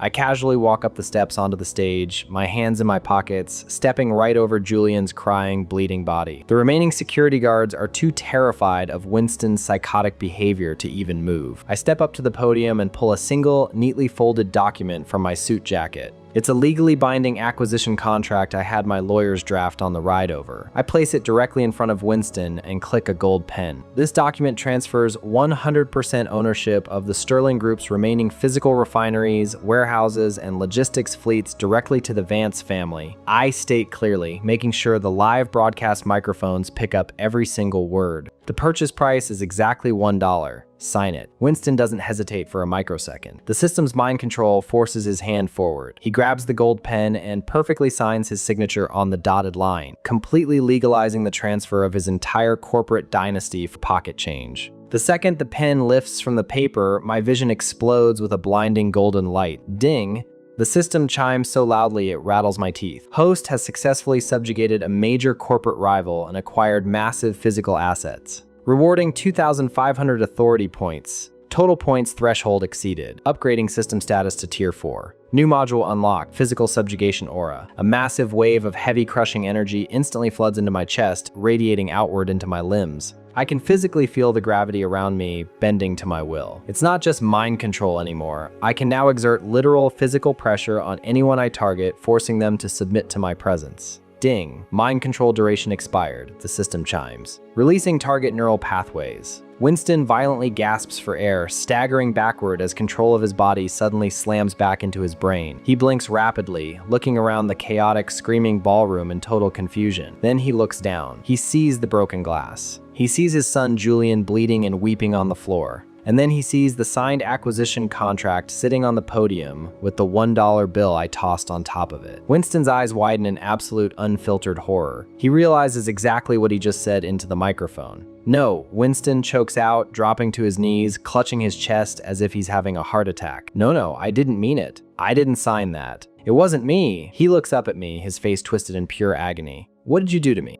Before I even have to answer, the main doors of the ballroom are kicked completely off their hinges. 24 heavily armed federal financial regulators and tactical police officers swarm into the room, their weapons raised. They were already stationed in the financial district and watched the live broadcast confession. Winston Sterling, the lead federal agent, barks, storming up to the stage with a pair of heavy steel handcuffs. You are under arrest for massive corporate fraud, embezzlement, and market manipulation. You have the right to remain silent, though you clearly already waived that right on television. Two massive officers grab Winston by the arms, dragging him up from the floor and forcefully slamming the handcuffs onto his wrists. Winston cries like a child, begging for his lawyers, claiming he was drugged, but the officers completely ignore him, marching him aggressively out of the ballroom. Julian is still on the floor, surrounded by broken glass. He looks up at me, his face swollen, his eyes burning with pathetic, helpless hatred. "I'm gonna kill you," Julian sobs, spitting blood onto my expensive shoes. "You ruined my family." I just look down at him and mentally activate my newly unlocked Tier 4 physical subjugation aura.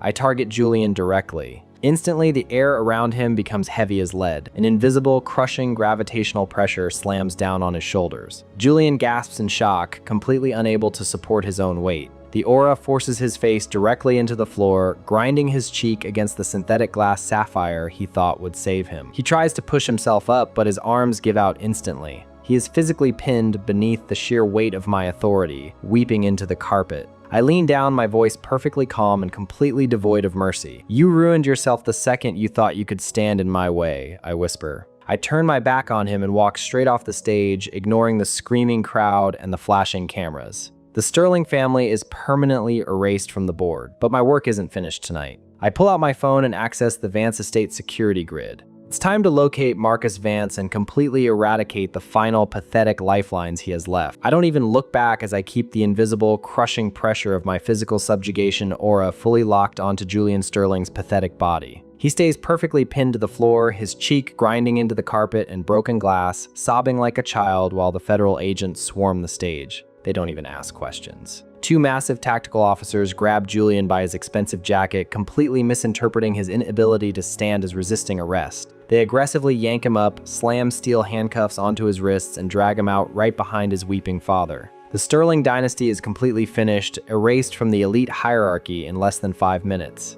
I step out of the grand ballroom and into the cool night air, ignoring the frantic flashes of the paparazzi cameras and the screaming reporters trying to shove microphones in my face. I get right back into my waiting Rolls Royce and pull up my Tier 4 system panel. The holographic interface projects directly into my retinas, displaying a live tracking map of the city. I input Marcus Vance's name. The system instantly locks onto his exact coordinates, pinpointing his location at a restricted underground facility called the Obsidian Syndicate. It's a high-stakes, illegal casino run by the city's worst criminal elements, a place where degenerate heirs go to gamble away dirty money. The system intercepts a digital communication confirming Marcus is there trying to wager stolen Vance family assets to secure a massive loan. I let out a cold laugh. In my past life, Marcus used his limitless wealth to buy my girlfriend, run me over with a supercar, and leave me bleeding on the asphalt. Now, after I completely disinherited him and froze every single cent he had to his name, he's reduced to pawning stolen goods like a desperate rat just to survive the night. Driver, get me to the Obsidian Syndicate, I command. My driver simply nods and floors the accelerator, the massive V12 engine roaring as we tear away from the Sterling estate. 20 minutes later, we pull into a dark, graffiti-covered alleyway in the industrial district. The entrance to the Syndicate is completely hidden behind a reinforced steel door, guarded by two massive bouncers wearing cheap suits and illegal holstered firearms. I step out of the car and walk straight toward them. The bouncers immediately step forward, blocking my path and crossing their massive arms. VIP's only kid, the larger one, sneers, looking me up and down. I don't care how expensive your suit is. You're not on the list. Turn around and walk away before we break your legs. I don't say a single word. I don't even break my stride. I just access my system interface and activate my physical subjugation aura. A heavy localized wave of gravitational pressure slams directly into their shoulders. It happens so fast they don't even have time to react. The larger bouncer gasps, his eyes widening in absolute terror as his knees completely buckle under the invisible weight. Both men smash into the concrete with a heavy thud, physically pinned to the ground, completely unable to lift their heads or reach for their weapons. They wheeze for air, staring up at me with pale, bloodless faces. I step right over their paralyzed bodies, push open the heavy steel door, and walk into the casino. The main floor is packed with desperate gamblers and thick cigarette smoke, but I ignore all of it and head straight for the VIP room in the back. I kick the double doors open. The room goes dead quiet. Marcus is standing at a high roller table covered in stacks of chips and cash. Lily is standing right behind him, nervously clutching her cheap purse. Sitting across the table is Victor, the heavily scarred boss of the Obsidian Syndicate, flanked by 4 massive enforcers holding steel batons. Lying right in the center of the velvet table is a flawless, multi-million-dollar diamond necklace. I recognize it instantly. It belongs to Eleanor Vance, my new mother. Marcus actually broke into her private safe, stole her heirloom jewelry, and dragged it down to this filthy basement to beg for cash. Please, Victor, you know what this is worth, Marcus pleads, his voice cracking with pure desperation. It's flawless. I just need a $2 million loan. I'll buy back in and double it tonight. I just need the cash right now to get back on my feet. Victor picks up the necklace, examining it with a greedy smirk. It's a nice piece, he mutters, but you're a disinherited liability, Marcus. You have 0 backing. Still, $2 million is a steal for this. I'll take it. But before Victor can slide the cash across the table, Marcus turns his head and spots me standing in the doorway. His face drains of all color, and then his eyes flash with absolute, unhinged killing intent. He points a shaking finger directly at me. That's him! Marcus screams, spit flying from his lips. That's the fate. That's the guy who stole my inheritance. Victor, kill him. Have your guys break his skull right now, and I'll let you keep the necklace for free. Kill him. Lily peeks out from behind Marcus, her eyes widening in pure shock when she sees me standing there in a perfectly tailored suit. She shrinks back, absolutely terrified. The gamblers and dealers in the room freeze, whispering frantically. Did he just order a hit on the Vance heir? Someone mutters. The new Vance successor is here. He's completely dead. Victor's guys are going to butcher him. I hear every single word. I couldn't care less. Victor scoffs, tossing the necklace onto the table and nodding to his 4 enforcers. You heard the desperate man, Victor says lazily. Toss this kid in the alley and break his knees. The 4 massive thugs crack their knuckles and start walking toward me, pulling out their steel batons. I just smile. I open my system panel and lock onto every single hostile target in the room. Ding. Deducting 500 authority points. Expanding physical subjugation aura to maximum capacity. The entire VIP room violently shakes. An invisible crushing dome of kinetic pressure detonates outward from my body, filling the entire space in a fraction of a second. It hits them like a freight train. The 4 enforcers instantly collapse, their knees shattering the expensive floor tiles as they are forced violently onto their stomachs. They drop their batons, gasping and spitting blood as the artificial gravity pins them completely flat. Marcus shrieks in absolute terror as the pressure slams onto his shoulders. He drops like a stone, smashing his face directly into the edge of the poker table before crashing onto the floor. Lily screams and collapses right next to him, physically immobilized, sobbing uncontrollably. Victor doesn't even have time to stand up from his chair. The aura crushes him downward, snapping the back of his wooden seat and forcing him to his hands and knees. The entire room is instantly paralyzed. The only sound is the frantic, panicked wheezing of people who can't even inflate their own lungs. I casually walk forward, the heavy pressure completely ignoring me, and stop right at the poker table. I pick up Eleanor's diamond necklace, wipe a speck of dust off the jewels, and slide it into my pocket. Victor struggles to look up at me, his face turning purple, his eyes filled with absolute submission and horror. He is a hardened criminal boss, but right now he's looking at me like I am a literal god. I didn't know. Victor chokes out, blood dripping from his nose. I surrender the debt. Take the necklace, please. Don't kill me. I look down at him and mentally cancel the aura strictly on his body. Victor gasps, greedily sucking in air as the pressure vanishes from his shoulders. He stays on his knees, not daring to stand up in my presence. You run a decent operation here, Victor, I say calmly, pulling out my Vance Obsidian card, but you're in my way. Bring me your mobile terminal, now. Victor frantically scrambles to his feet, grabs a high-end financial tablet from the dealer, and holds it out to me with shaking hands. I tap my Obsidian card against the screen. I am purchasing the deed to the Obsidian Syndicate for $10 million, I state bluntly. The terminal beeps a loud, successful transaction chime. The money instantly clears into Victor's offshore account. He stares at the screen, completely stunned. I am now the sole owner of this entire facility, and you work for me. Victor immediately bows his head. Yes, Mr. Vance. Whatever you say. I turn my attention to Marcus and Lily, who are still hopelessly pinned to the floor by my aura, completely unable to move a single muscle. I lower the pressure just enough so they can speak, but keep them glued to the carpet. Marcus is weeping, his designer suit ruined, his nose bleeding profusely from hitting the table. Lily is hyperventilating, her makeup completely smeared across her face. Victor, I say loudly, making sure the entire room hears me. These 2 rats are trespassing on my property. Confiscate their designer clothing. Strip them down to standard casino rags. Then throw them in the basement waste disposal unit. They can sort garbage until they work off a $50,000 trespassing fee. If they stop working, beat them. Victor nods viciously, eager to please his new billionaire boss. With pleasure, sir. Marcus completely loses his mind. No! You can't do this to me. I'm a Vance. He screams, thrashing uselessly against the floor. Dad will kill you for this. I'm the real heir. I just look at him with total disgust. Richard Vance doesn't even know you exist anymore, Marcus. You're nothing but a thief. Lily suddenly starts crawling toward my shoes, her face a mask of pure desperation. Arthur, wait, please. She begs, reaching out with a trembling hand. I have money. When we were together, I secretly opened an offshore account. I skimmed $50,000 from Marcus's supplementary cards. I have the account details right here on my phone. I'll give it all to you. Just let me go, Arthur. Please, take the money and let me leave. I stare down at her pathetic, tear-stained face. She completely betrayed me, sold out 3 years of our relationship for Marcus's wealth, and now she actually thinks she can bribe me with 50 grand. She really thinks her loyalty has a price tag. I don't say a word to her. I just open my Tier 4 system panel, lock onto her identity, and activate the asset liquidation skill. The system instantly bypasses global banking protocols, hacks directly into her hidden offshore account, and drains the balance completely to zero. I don't even keep the cash. I route the entire $50,000 as an anonymous donation to a local animal shelter. Ding. Target's financial assets completely liquidated. The system chimes in my ear. Lily's phone buzzes on the floor.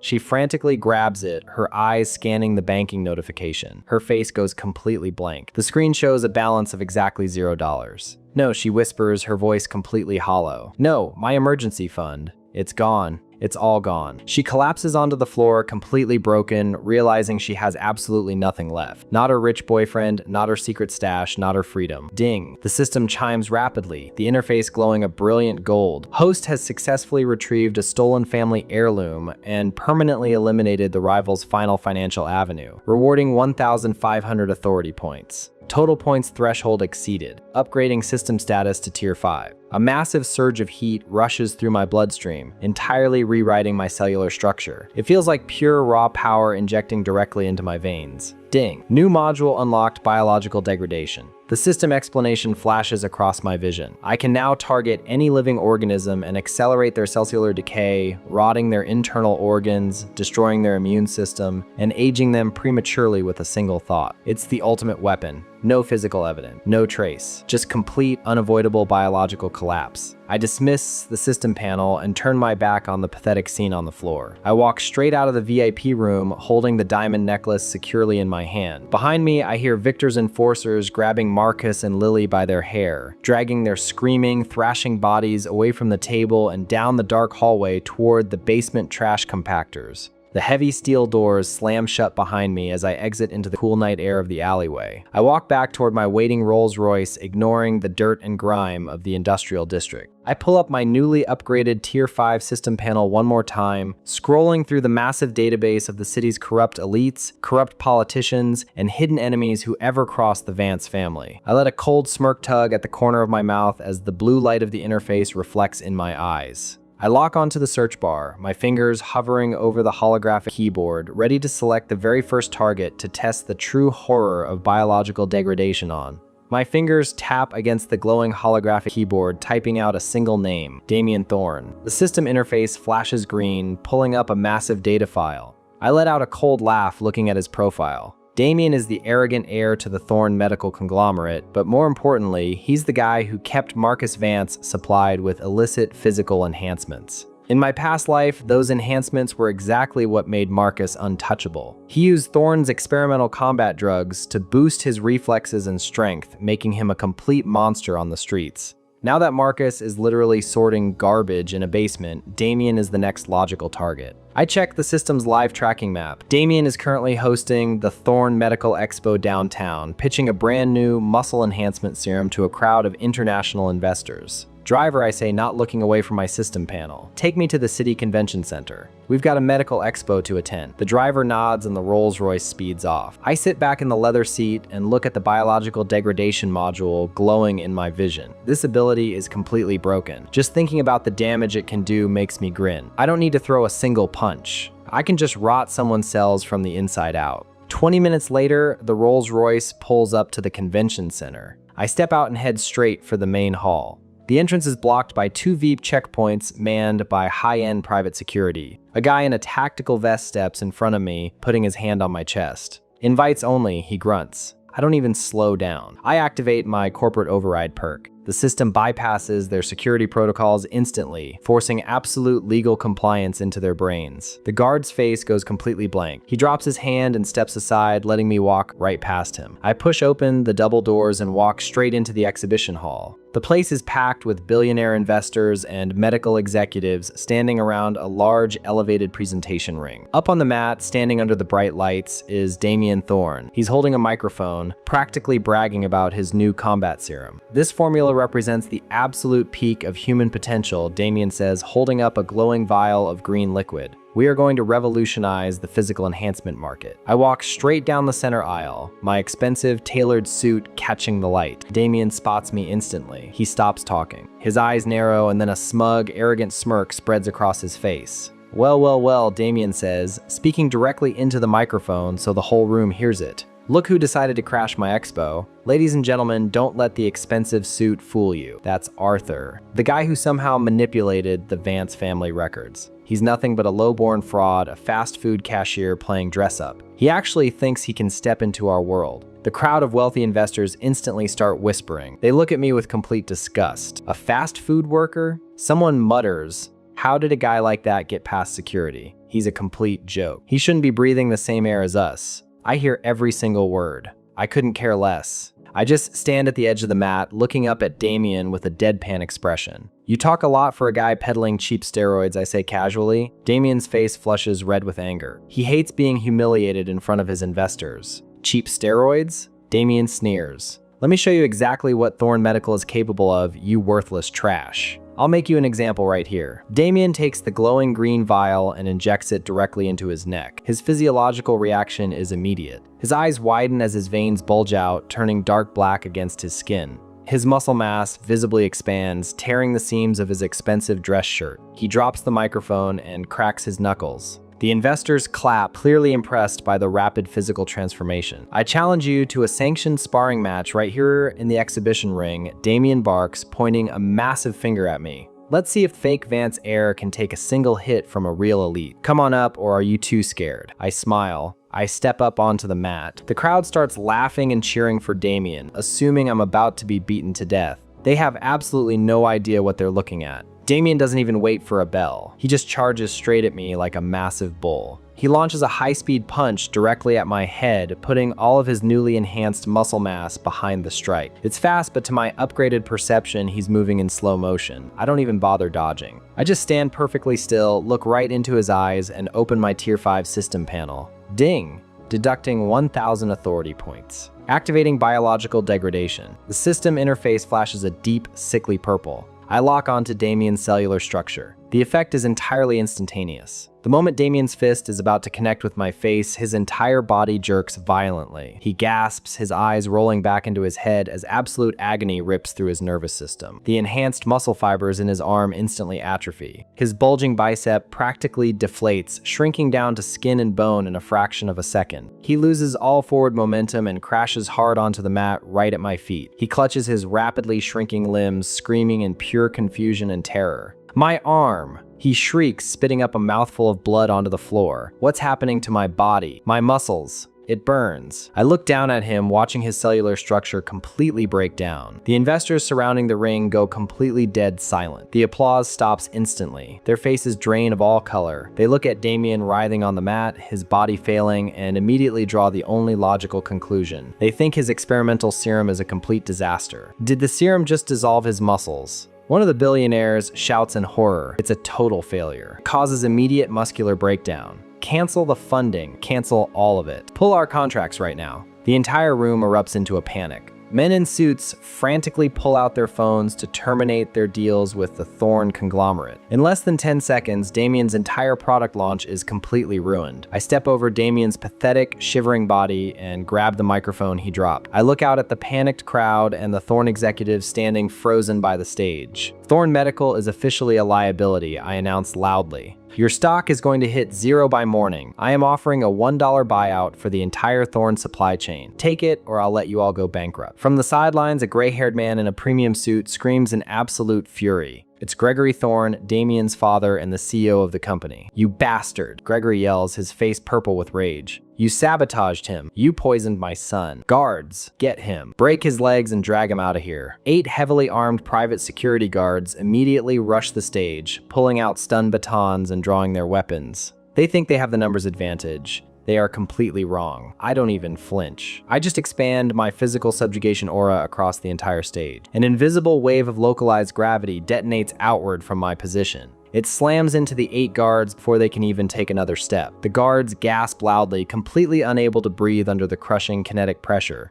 They instantly collapse, smashing face down onto the floor tiles with a heavy thud. Their weapons clatter uselessly away. They lie there, completely pinned to the ground, twitching and struggling against the artificial gravity. Gregory stops in his tracks, staring at his elite security team completely incapacitated, without me even throwing a single punch. His arrogant rage instantly evaporates, replaced by absolute, overwhelming fear. He looks at me like I'm a monster. I walk slowly over to the edge of the stage and look down at a sweating, trembling Gregory. Damien is still screaming on the mat behind me, his cells continuing to rot away. "I can stop his cellular breakdown right now," I say, my voice completely cold. "But you have exactly 5 seconds to sign the company deeds over to me, or I let the degradation reach his vital organs. By tomorrow, your son will be nothing but a pile of dust. The choice is yours." Gregory looks at Damien's shrinking, pathetic body. He sucks in a breath of cold air, completely breaking under the pressure. "I'll sign," he shouts, tears welling in his eyes. "Just save him. Please, take the company. Gregory frantically pulls out his secure tablet, logs into his executive account, and transfers the digital ownership documents directly to my system. I watch the progress bar hit 100%. The entire Thorn medical conglomerate is now officially mine. I mentally command the biological degradation to halt. Damien stops screaming and just lies on the mat, completely ruined, his body permanently weakened. Ding. The system chimes rapidly in my head. Host has successfully completely dismantled the Thorn conglomerate and acquired medical monopoly, rewarding 2,000 authority points. Total points threshold exceeded. Upgrading system status to Tier 6. A massive surge of raw energy violently floods my bloodstream.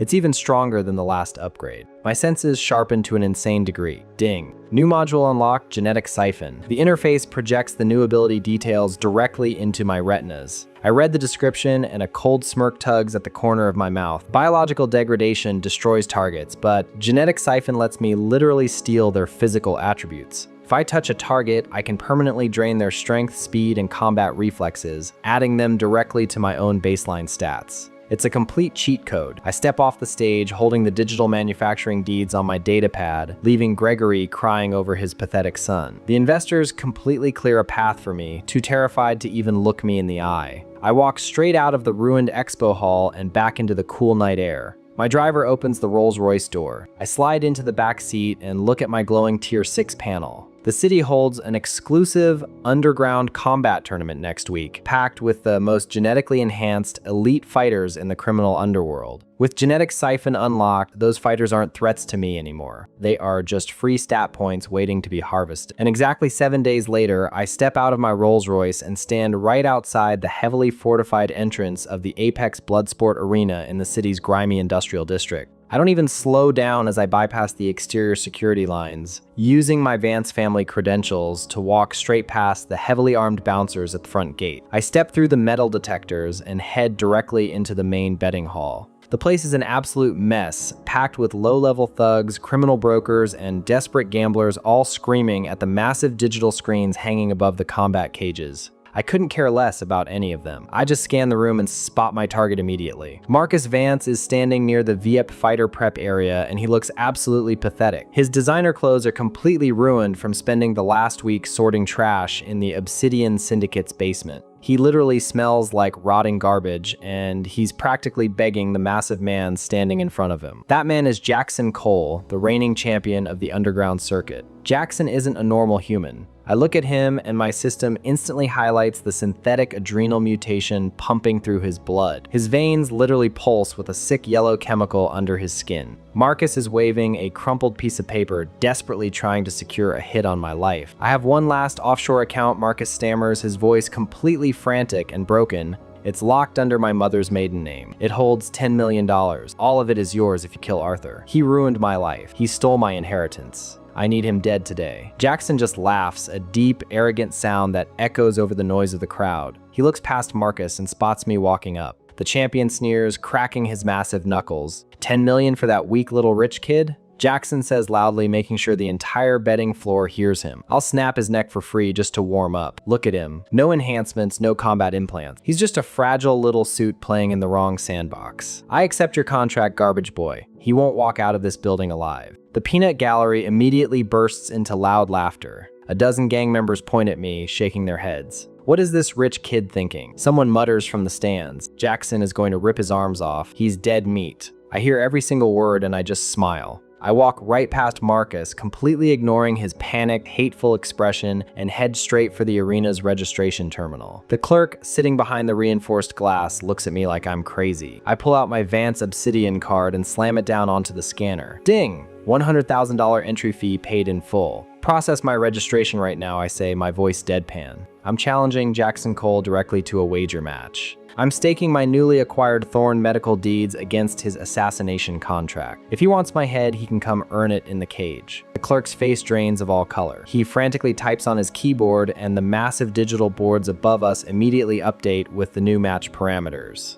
The crowd goes absolutely insane, screaming and rushing to the kiosks to place their bets against me. Marcus stares at me, completely stunned, and then a smug smile spreads across his dirty face. You're actually choosing to fight him? Marcus sneers, stepping away from the cage prep area. You really are an idiot, Arthur. You got lucky manipulating Dad's bank accounts, but you can't buy your way out of a physical beatdown. Jackson is going to completely destroy you. I don't even look at Marcus. I just step through the heavy steel door and walk directly into the combat cage. The metal gate slams shut and locks behind me with a loud clank. Jackson's already standing in the center of the ring, bouncing on his toes. He looks at me like I'm a walking ATM. I'm gonna take my time breaking you apart. Jackson laughs, his muscles visibly expanding as he forcefully activates his synthetic mutation. You should have stayed in your corporate boardroom. His adrenal glands kick into maximum overdrive. The yellow veins on his neck bulge out hideously and his pupils dilate. To a normal person, his speed would be absolutely terrifying. The referee doesn't even finish the match countdown before Jackson launches himself across the cage. He moves twice as fast as a normal human, throwing a brutal right hook aimed directly at my jaw. The crowd screams, fully expecting my head to get taken completely off my shoulders. But they have absolutely no idea what they're looking at. To my upgraded perception, he's just a slow, clumsy amateur, relying entirely on a biological cheat. I don't even bother raising my fists to dodge or block. I just stand perfectly still, look right into his eyes, and open my Tier 6 system panel. Ding. Deducting 1,500 authority points. Activating genetic siphon. The system interface flashes a blinding, violent red directly in my vision. I raise my right hand and catch Jackson's incoming fist right in my open palm. Physical impact makes a loud crack, but I don't move a single inch. Jackson's eyes widen in absolute shock. He tries to pull his arm back, but my grip is like an iron vise. The siphon activates instantly. I feel a massive surge of raw energy rip out of Jackson's body and flow directly up my arm. The system forcibly locks onto his cellular structure and starts aggressively extracting his adrenal mutation. The physiological reaction is completely devastating. Jackson gasps, sucking in a breath of cold air as his entire nervous system shorts out. The yellow chemical pumping through his veins rapidly drains away, getting completely absorbed into my own DNA. He spits up a mouthful of blood and his massive muscles instantly deflate, losing all their unnatural tension. The cells in my own arm rapidly rewrite themselves. The synthetic adrenaline bonds perfectly with my muscle tissue. I don't just take his power. The system permanently optimizes it without the toxic side effects. My own heart rate spikes as the stolen mutation permanently integrates into my baseline stats. I can actually feel my stamina and reflexes doubling in real time. It's an incredible rush. Jackson loses absolutely all of his physical momentum. His knees buckle instantly and he collapses face first onto the hard concrete floor with a heavy thud. He just lies there, completely paralyzed, his eyes rolling back into his head as his body goes into severe shock from the genetic extraction. He tries to speak, but only a pathetic wheeze comes out. I stand over him, feeling the new power coursing through my veins, and I let out a cold laugh. Thanks for the stat boost, I say casually. The entire arena goes completely dead silent. The thugs and gamblers watching from the stands are totally frozen. Nobody can comprehend what just happened. The reigning champion just collapsed after throwing one punch. What the hell did he just do? Someone whispers in absolute horror. Did he just block Jackson's full power? He's a monster. Outside the cage, Marcus watches his final financial lifeline get completely dismantled in less than 10 seconds. His smug expression instantly shatters. His face goes completely pale and he realizes he's completely out of options. Without saying a single word, Marcus turns around and sprints frantically toward the arena's back service exit, desperately trying to escape before I can get my hands on him again. You're not going anywhere, I mutter. I don't even need to chase him down. I just project my physical subjugation aura straight through the steel cage. An invisible wave of heavy localized gravity shoots across the betting floor. It slams into Marcus before he can even reach the door handle. He screams as the sheer kinetic pressure forces him straight down onto his stomach. He hits the floor hard, completely incapacitated, and pinned to the tiles like a crushed bug. Just as I push open the cage door and step out, a loud, angry voice echoes from the VIP balcony. What the hell do you think you're doing? I look up and see Elias Blackwood, the patriarch of the Blackwood family and the billionaire owner of this underground facility. He's marching down the stairs surrounded by a dozen heavily armed security guards. He points a finger at me, his face purple with absolute rage. You just permanently ruined my main attraction. Elias screams, stepping right up to my face. Do you know who you're messing with? Jackson brought in millions of dollars in betting revenue every single night. I don't care what kind of Vance family money you have, you are going to pay me massive reparations right now, or you'll never leave this industrial sector alive. He crosses his arms, completely arrogant, thinking his private army gives him the ultimate upper hand. He genuinely expects me to apologize or negotiate. I just look at him with complete disgust. You actually think you have leverage over me? I ask, accessing my Tier 6 system panel. I don't pay reparations. I just take what's yours. I pull up the Asset Liquidation module and instantly target the Blackwood Arena's entire operational banking network. The system bypasses their weak corporate firewalls in a fraction of a second. It doesn't just empty his checking account. The system targets his routing numbers, his shell companies, his crypto wallets, and his offshore holdings. I hit execute. Ding, liquidating all hostile financial assets. Elias's expensive phone immediately starts buzzing frantically in his pocket. The digital betting screens across the entire arena suddenly glitch out, flashing massive red zeros. Every single bank account tied to the Blackwood family is completely drained. $50 million in wager funds instantly vanishes, transferring directly into my untraceable offshore portfolio in real time. The arena's automated defense grids and electronic lockdown protocols immediately power down because the system physically cannot process their server subscription fees anymore. The lights flicker and dim. Elias pulls his phone out and stares at his banking app. His eyes widen in pure horror. The arrogant posture completely vanishes, replaced by a pathetic, shaking panic. No, this is impossible, Elias stammers, frantically tapping his screen with trembling fingers. Where is the money? The accounts are totally empty. We're bankrupt. The security guards standing around him immediately look at each other. They check their own payroll accounts on their devices and realize their employer just went totally broke. They slowly lower their weapons. I look at the unpaid guards and point at Elias and Marcus. I'll pay you all double your standard rate right now if you drag these two losers into the cage and lock the door, I say. The guards don't even hesitate. They instantly turn on their former boss. Elias screams and tries to fight back, but the guards grab him by the arms and drag him kicking and screaming toward the steel cage. They scoop Marcus off floor and throw him in right beside him. The heavy metal door slams shut, locking the two of them inside with the paralyzed body of Jackson Cole. Ding. The system chimes rapidly in my head. Host has successfully acquired a premium genetic trait and completely ruined the Blackwood tournament's financial infrastructure, rewarding 2,500 authority points. Total points threshold exceeded. Upgrading system status to Tier 7. A massive rush of raw system data violently floods my brain, expanding my administrative access. Ding. New module unlocked, neural network hack. I read the description of the new ability and a cold smirk tugs at the corner of my mouth. I can now wirelessly intercept, manipulate, and completely shut down any digital communication grid on the planet. I don't even look back at the cage as Marcus and Elias beg to be let out. I just walk straight out of the underground facility and back into the cool night air. My physical attributes feel incredibly light and powerful thanks to Jackson's stolen mutation. My driver is waiting by the Rolls-Royce. I don't get in yet. I just stand by the car, opening my brand new Tier 7 panel. The Blackwood family thinks this is over just because they lost their arena, but they're completely wrong. I type in the coordinates for the Blackwood Global Communications Array.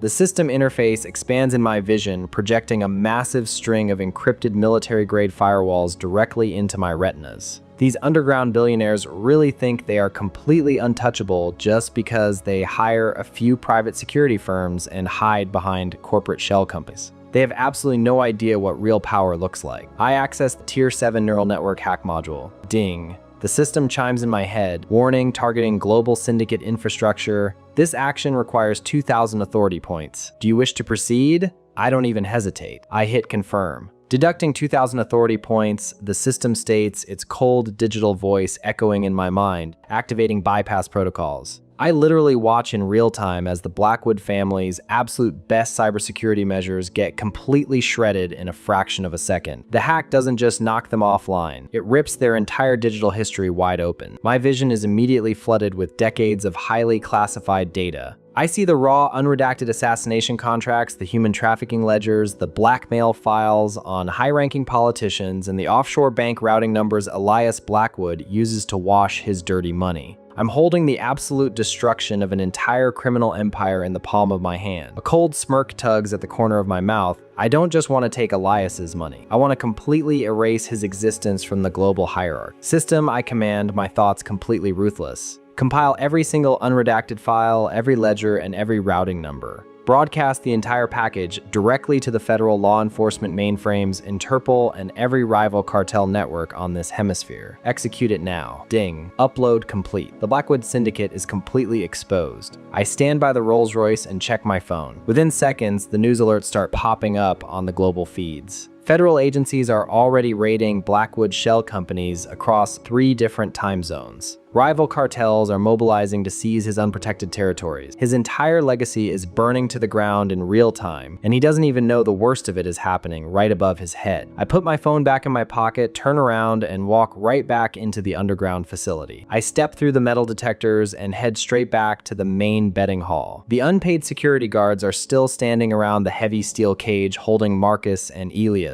When they see me walking back toward them, they immediately step aside, bowing their heads in complete submission. They know exactly who holds the power now. The peanut gallery of thugs and gamblers who were laughing at me 10 minutes ago are completely silent. They press themselves against the walls, terrified to even make eye contact with me. Look at him, a gangster whispers, his voice shaking. He just bankrupted the boss in 5 seconds. Don't even breathe in his direction or he'll ruin you too. I ignore every single one of them and walk directly up to the reinforced bars of the combat cage. Inside, Elias Blackwood is frantically pacing back and forth, holding his expensive smartwatch. Suddenly, the device starts vibrating violently. A massive flood of automated alerts lights up the small screen. Elias stares at his wrist and his face drains of all color. He sucks in a breath of cold air, his eyes widening in absolute horror. He's seeing the arrest warrants for his top lieutenants. He's seeing his international allies publicly cutting ties with him. He realizes his entire global syndicate is being dismantled piece by piece. His legs completely give out. Elias drops to his knees on the hard concrete floor, grasping the steel bars of the cage with trembling hands. All of that arrogant billionaire posturing is completely gone, replaced by the pathetic whimpering of a broken old man. Arthur, please, Elias begs, his voice cracking violently. The federal agents are raiding my main compound. My international accounts are seized. I have nothing left on the grid, but I still have my private military contractors. I have thousands of armed mercenaries completely off the books.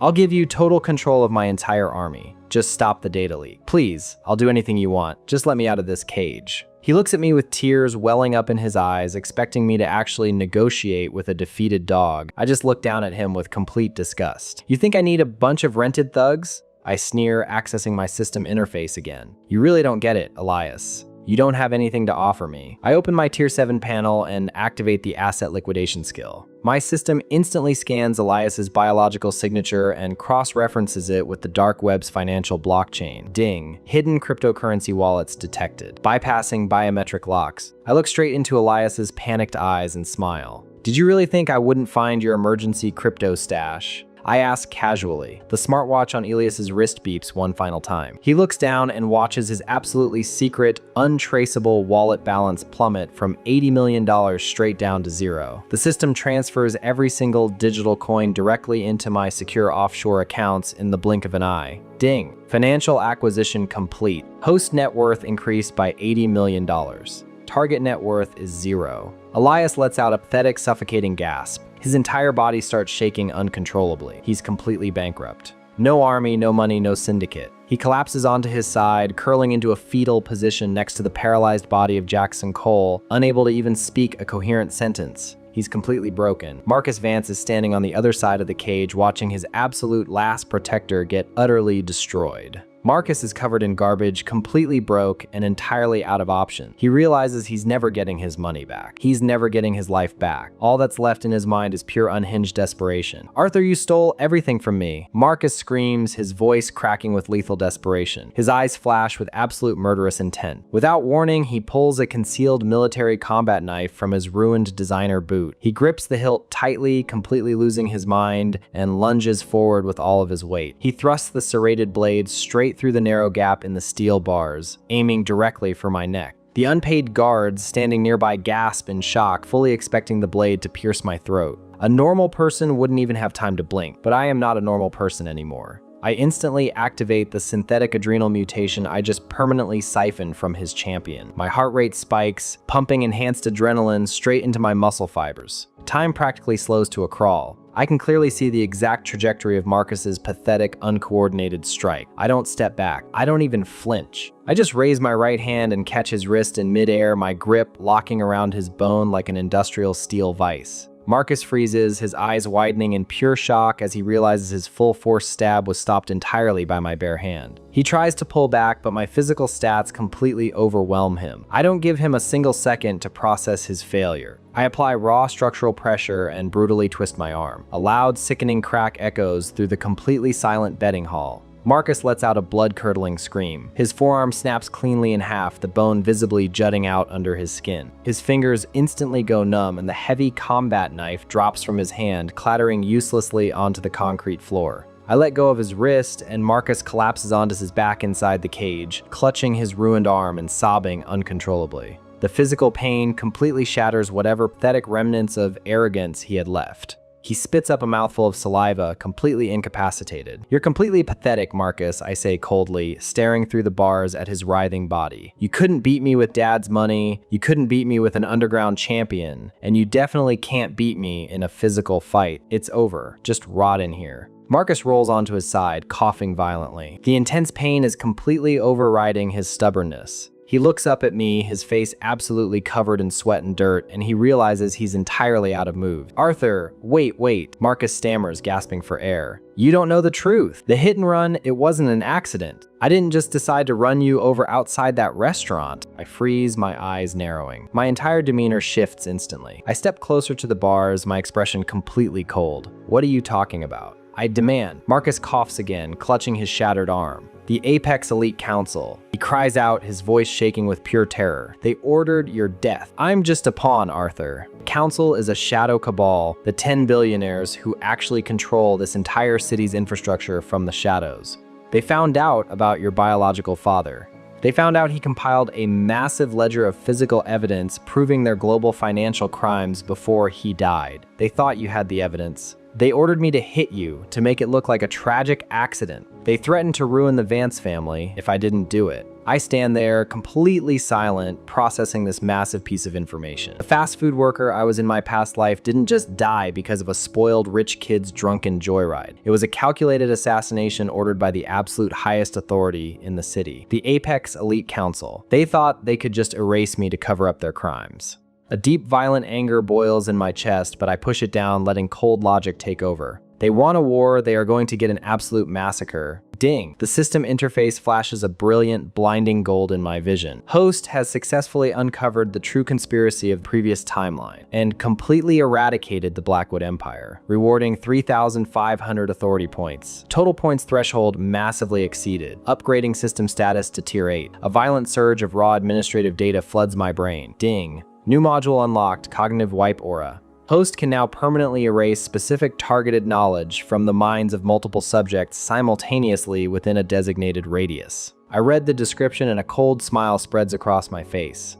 The power scaling is getting absolutely ridiculous. I don't need Marcus or Elias anymore. They are completely useless to me now. I access the neural network hack one last time and interface directly with the Blackwood Arena's automated defense grid. I rewrite the facility's core programming protocols, permanently severing their connection to the outside grid. I initiate a total facility lockdown. The heavy blast doors at the end of the betting hall instantly slam shut and lock into place. The primary generators power down, plunging the entire underground cage area into absolute darkness. Marcus and Elias start screaming in pure panic, realizing they are totally trapped inside the steel cage without any access to food, water, or light. I turn my back on them and walk away, leaving them to rot in the grave they dug for themselves. The unpaid guards immediately scatter, running for the emergency exits before the final blast doors seal the sector. I step out of the grimy industrial building and back into the cool night air. My Rolls-Royce is waiting exactly where I left it. I get into the luxurious backseat and pull up my brand new Tier 8 system panel. I activate the tracking module, entirely bypassing local government firewalls to trace the Apex Elite Council's digital footprint. The system instantly highlights a massive, ultra-secure corporate fortress right in the middle of the city. I look up at my driver through the rearview mirror. "Take me to the central financial district," I order, my voice completely devoid of mercy. The Rolls-Royce glides through the empty streets and pulls up right in front of the massive Apex Tower. This is it. the absolute heart of the city's financial corruption. The place where 10 arrogant old men sit in a room and decide who lives, who dies, and who gets completely erased just to protect their bottom line. I step out of the car and walk straight up to the reinforced glass doors of the main lobby. Two heavily armed security guards step in my path, their hands already resting on the grips of their holstered weapons. "Hey, this is a restricted building," one of them barks, his eyes narrowing as he looks at my tailored suit. "Council members only. Back away right now or we'll use lethal force." I don't even blink. I just keep walking forward and access my system interface. I activate my corporate override perk. The system hums in my mind, projecting an invisible wave of absolute legal compliance straight into their neural pathways. The guards freeze. Their aggressive postures instantly collapse and they step aside, bowing their heads in complete submission. "Welcome, Mr. Vance," the first guard stammers, his voice completely flat. "Please proceed to the penthouse." I walk right past them without saying a single word. I step into the private VIP elevator and swipe my Vance Obsidian card. The elevator shoots up 90 floors in a matter of seconds. I stand there watching the floor numbers tick up, my mind racing. My biological father compiled a massive ledger of physical evidence to expose these corporate parasites, and they ordered a drunken frat boy to run me over like a dog in the street just to cover their tracks. They thought they completely buried the problem. They have absolutely no idea what's coming up this elevator right now. The doors slide open with a soft chime. I step straight into the sprawling penthouse. The entire Apex Elite Council is sitting around a massive custom-built mahogany table. 7 old billionaires in expensive suits, sipping premium whiskey and looking over digital portfolios. The moment my dress shoes click against the floor, the entire room goes dead silent. The 7 council members snap their heads toward me. Chairman Osgood is sitting at the absolute head of the table. He's a decrepit old man with a bald head and a nasty scar running down his jaw, but his eyes are completely sharp. He looks at me, his face instantly twisting into a mask of pure lethal hostility. He doesn't look surprised. He just looks completely annoyed that a dead man is standing in his meeting room. "Arthur Vance," Osgood says, his voice dripping with absolute venom. "I heard Marcus screwed up the hit.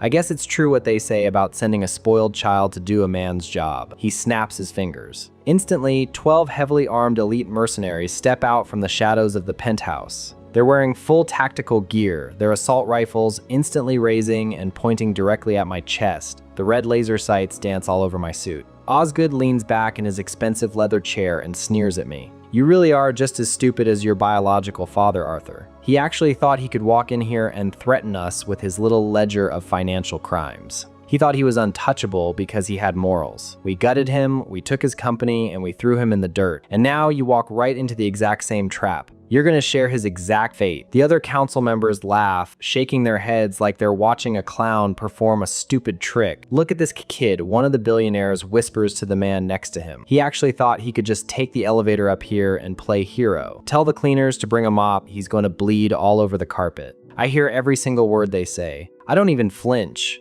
I just look at Osgood, a cold smirk tugging at the corner of my mouth. "You talk way too much, old man," I say. Before Osgood can even give the order to fire, I instantly activate the synthetic adrenal mutation I siphoned from the underground champion. My heart rate violently spikes, flooding my entire muscular system with enhanced chemical energy. The world around me practically slows down to a crawl. I don't give the mercenaries a single millisecond to pull their triggers. I launch myself forward, closing the 10-foot gap between me and the closest operative before his brain can even process my movement. The mercenary's eyes widen in pure shock as I suddenly appear right inside his guard. I reach out and grab the heavy barrel of his assault rifle with my left hand, violently yanking it downward. With my right hand, I deliver a devastating open palm strike directly to his collarbone. A loud, sickening crack echoes through the massive penthouse. The mercenary spits up a mouthful of saliva, his eyes rolling back in his head as his collarbone completely shatters under my bare hand. He drops his weapon instantly, his body crumpling to the floor like a broken ragdoll.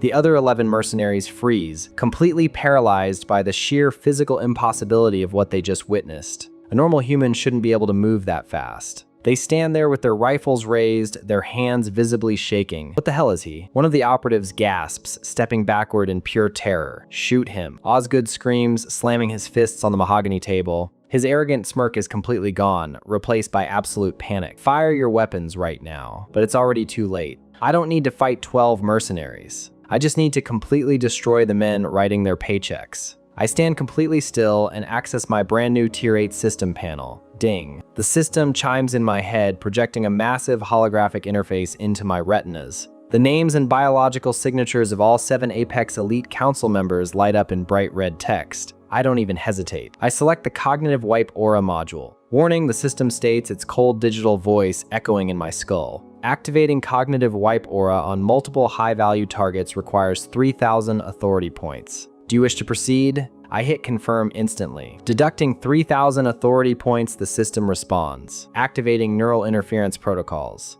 A massive, invisible shockwave of raw administrative data violently erupts from my body, expanding outward and instantly covering the entire penthouse. The aura locks directly onto the neurological pathways of Osgood and the 6 other council members. I don't erase their entire memories. That would be way too merciful.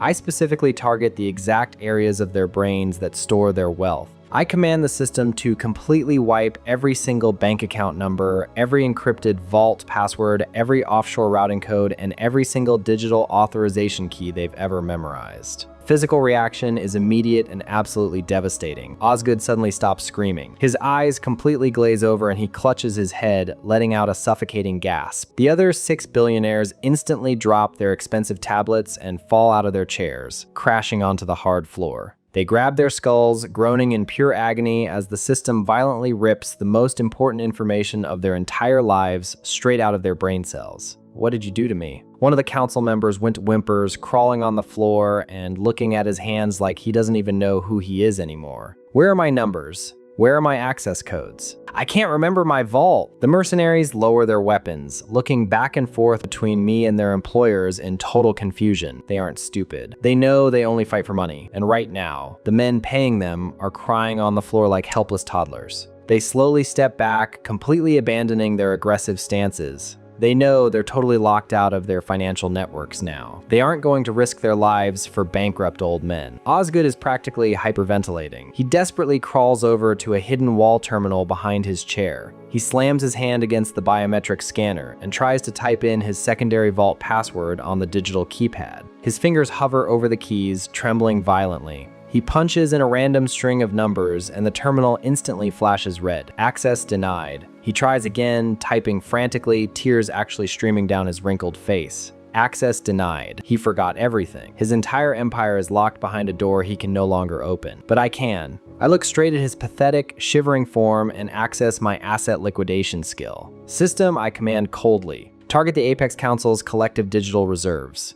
Bypass the encrypted firewalls and drain every single penny they've ever stolen. Ding. Target locked. Bypassing secondary vault protocols. Liquidating assets. The wall terminal beeps a third time, but this time it flashes green. Osgood looks at the screen and his face completely drains of all color. He sucks in a breath of cold air, watching in absolute horror as his collective balance of $200 million plummets directly to zero in the blink of an eye. No, Osgood screams, slamming his fists against the terminal. No, you can't do this. That's my entire life. The system transfers the massive sum directly into my offshore portfolio. Ding. Financial acquisition complete. Host net worth increased by $200 million.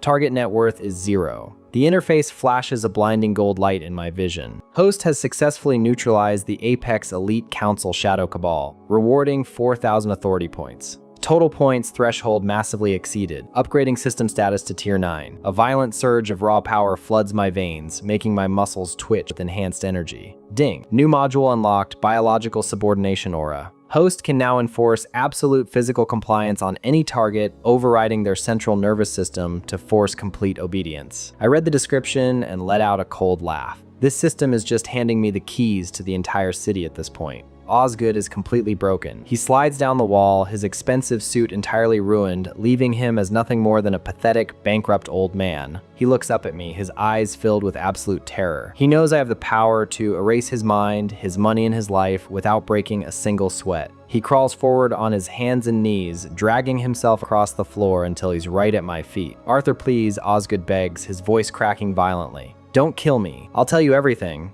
We didn't act alone. We were just following orders. I stare down at him, my eyes narrowing. I thought you were the highest authority in the city. Osgood shakes his head frantically, spitting up a mouthful of saliva. No, We're just the middlemen. It was the Genesis Group. They're a hidden syndicate operating completely off the grid. They gave us the assassination orders for you and your biological father. I grab him by the collar of his suit and violently lift him off the floor, pulling his face inches from mine. Why? I demand, my voice completely cold. What the hell does a hidden syndicate want with a fast food worker and his dad? Osgood is trembling so hard his teeth are practically chattering. Your DNA, he stammers, desperately trying to save his own life. Your biological father discovered a proprietary genetic code, a sequence that can unlock actual human evolution. He hid the sequence inside your DNA before he died. The Genesis Group wants to extract it from your corpse. They paid us to kill you and deliver your body to their subterranean laboratory. I drop Osgood back onto the floor. He crashes down with a heavy thud, gasping for air. The pieces are finally snapping together. The system didn't just pick me at random. My biological father literally encoded the future of human evolution into my bloodstream, and these corporate rats murdered him for it. A dark, violent anger boils in my chest, but I keep my face completely expressionless. They want to play with genetics. They're about to meet a monster. Where is the laboratory? I ask quietly. Osgood shakes his head, curling into a fetal position. I can't tell you, he whimpers. If I tell you, they'll skin me alive. You'll have to kill me. I don't have time for this pathetic loyalty. I access my brand new Tier 9 panel and immediately activate the biological subordination aura. I don't even need to touch him. I project the aura directly into Osgood's central nervous system. His body instantly stiffens, completely losing control over his own motor functions. Give me the master keycard to the lab, I command. My voice echoes with absolute authority. Osgood tries to resist, his eyes widening in pure horror as his own hand moves completely against his will. He reaches into his jacket pocket, pulls out a sleek black keycard with no markings, and hands it directly to me. He's crying, a low pathetic sob escaping his lips as he realizes he's entirely a prisoner in his own body.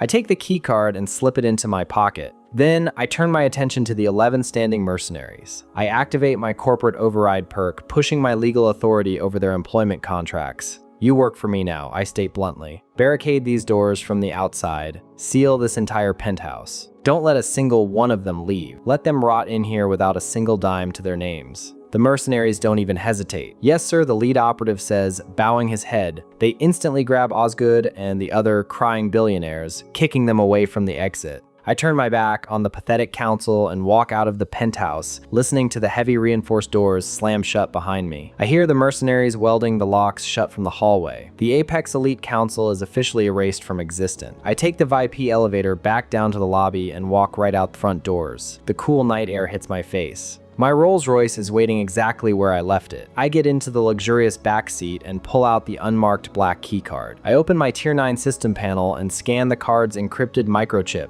The system interface instantly translates the data, projecting a set of extremely precise GPS coordinates directly into my retinas. The location points to an abandoned industrial sector right on the edge of the city limits. I look up at my driver through the rearview mirror. Take me to the industrial sector, I order, my voice completely devoid of mercy. Take me to the industrial sector, I order, my voice completely devoid of mercy. The Rolls-Royce's massive engine revs quietly, cutting through the dark, abandoned streets of the city's outer rim. I lean back against the expensive leather seats, watching the city blur past the tinted windows. My mind races through the events of the last few days. It feels like an entire lifetime ago that I was bleeding out on the dirty asphalt outside a fast food restaurant, listening to Lily tell me my life was worthless because I didn't have a trust fund. I remember Marcus laughing from the driver's seat after crushing my ribs with his sports car. They thought the world belonged to them just because they had inherited wealth. They didn't understand true power. Now Marcus is locked in a pitch-black combat cage with a shattered arm. Lily is bankrupt and picking up trash in an underground casino, and the absolute highest authority in the city is currently trapped in a penthouse crying over their empty bank accounts. I look down at the unmarked black keycard resting in my palm. I hold the exact coordinates to the Shadow Syndicate that started this whole mess. The car comes to a hard stop outside a massive decaying warehouse surrounded by rusted chain link fences. It looks completely abandoned, just a pile of scrap metal and cracked concrete.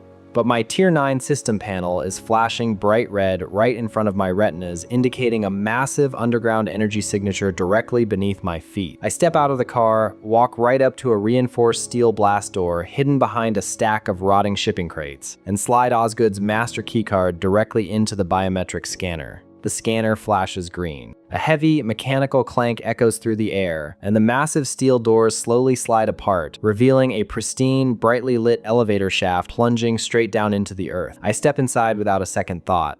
The doors seal shut behind me, and the elevator drops like a stone. I don't even flinch as the elevator descends for a full minute, taking me deep into the Genesis Group's subterranean laboratory. When the doors finally open, I step out into a sprawling central command hub. It's a massive circular room lined with glowing server racks, empty surgical tables, and a towering bank of digital monitors displaying complex genetic sequences. Standing right in the center of the room is Director Mercer. He's a tall, clinical-looking man wearing a pristine white lab coat over a tailored black suit. He doesn't look surprised to see me. In fact, he has a completely smug, predatory smile plastered across his face. He slowly claps his hands together, the sound echoing loudly in the sterile room. "Arthur Vance," Mercer says, his voice dripping with absolute arrogance. "I have to admit, I didn't expect you to survive the Apex Elite Council. Osgood and his billionaire friends were supposed to handle you. But honestly, this is so much better. You just delivered the exact prize I've been waiting for right to my front door." I just cross my arms and stare at him, completely unbothered. "You ordered the hit on my biological father," I state bluntly. Mercer lets out a cold laugh and waves his hand dismissively. "Your father was a stubborn fool," he sneers.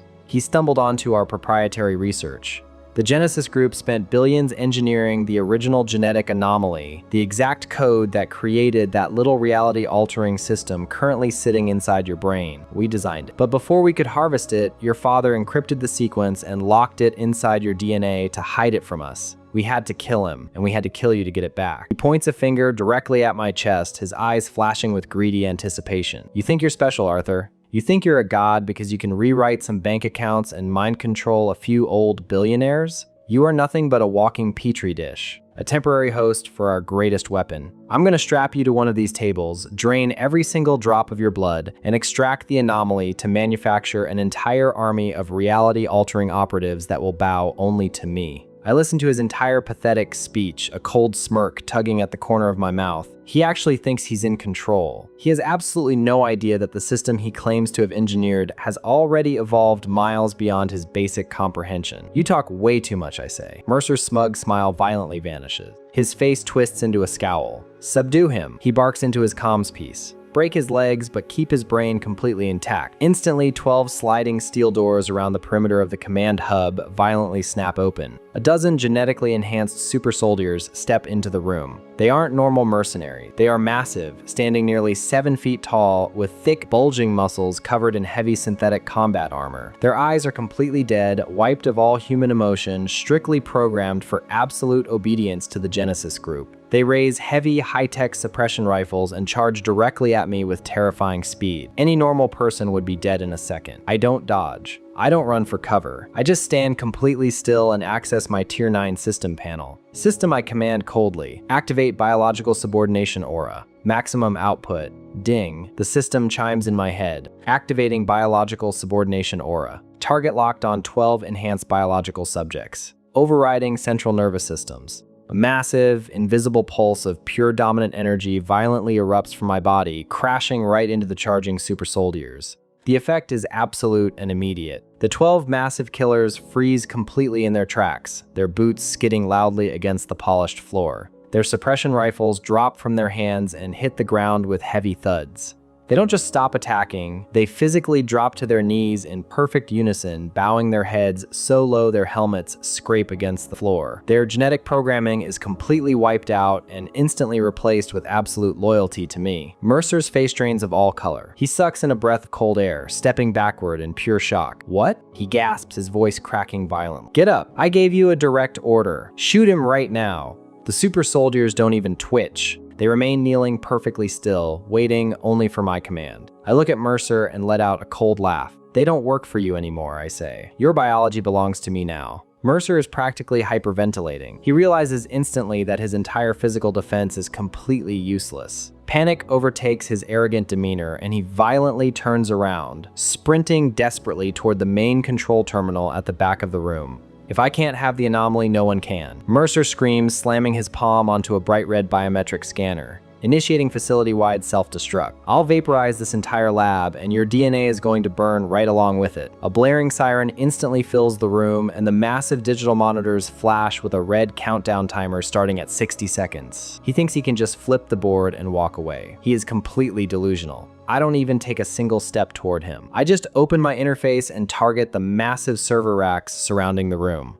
System, I command. Activate neural network hack. Target the Genesis Group mainframe. I want everything. Ding. The system responds instantly. Warning, overriding a Tier 1 global syndicate mainframe requires 5,000 authority points. Do you wish to proceed? I hit confirm without a second of hesitation. Deducting 5,000 authority points. Initiating total data seizure. An invisible wave of digital intrusion violently rips through the facility's localized network. I don't even need to touch a keyboard. The system brutally bypasses Mercer's military-grade encryption walls in a fraction of a millisecond. The blaring siren instantly cuts off. The red countdown timer on the massive screens freezes at 42 seconds, then completely disappears, replaced entirely by the Vance Dynasty corporate logo. Mercer stares at the screens, his eyes widening so far they look like they're going to pop out of his skull. He frantically slams his hands against the keyboard, desperately trying to manually reboot the servers. Access denied. He screams, spitting up a mouthful of saliva.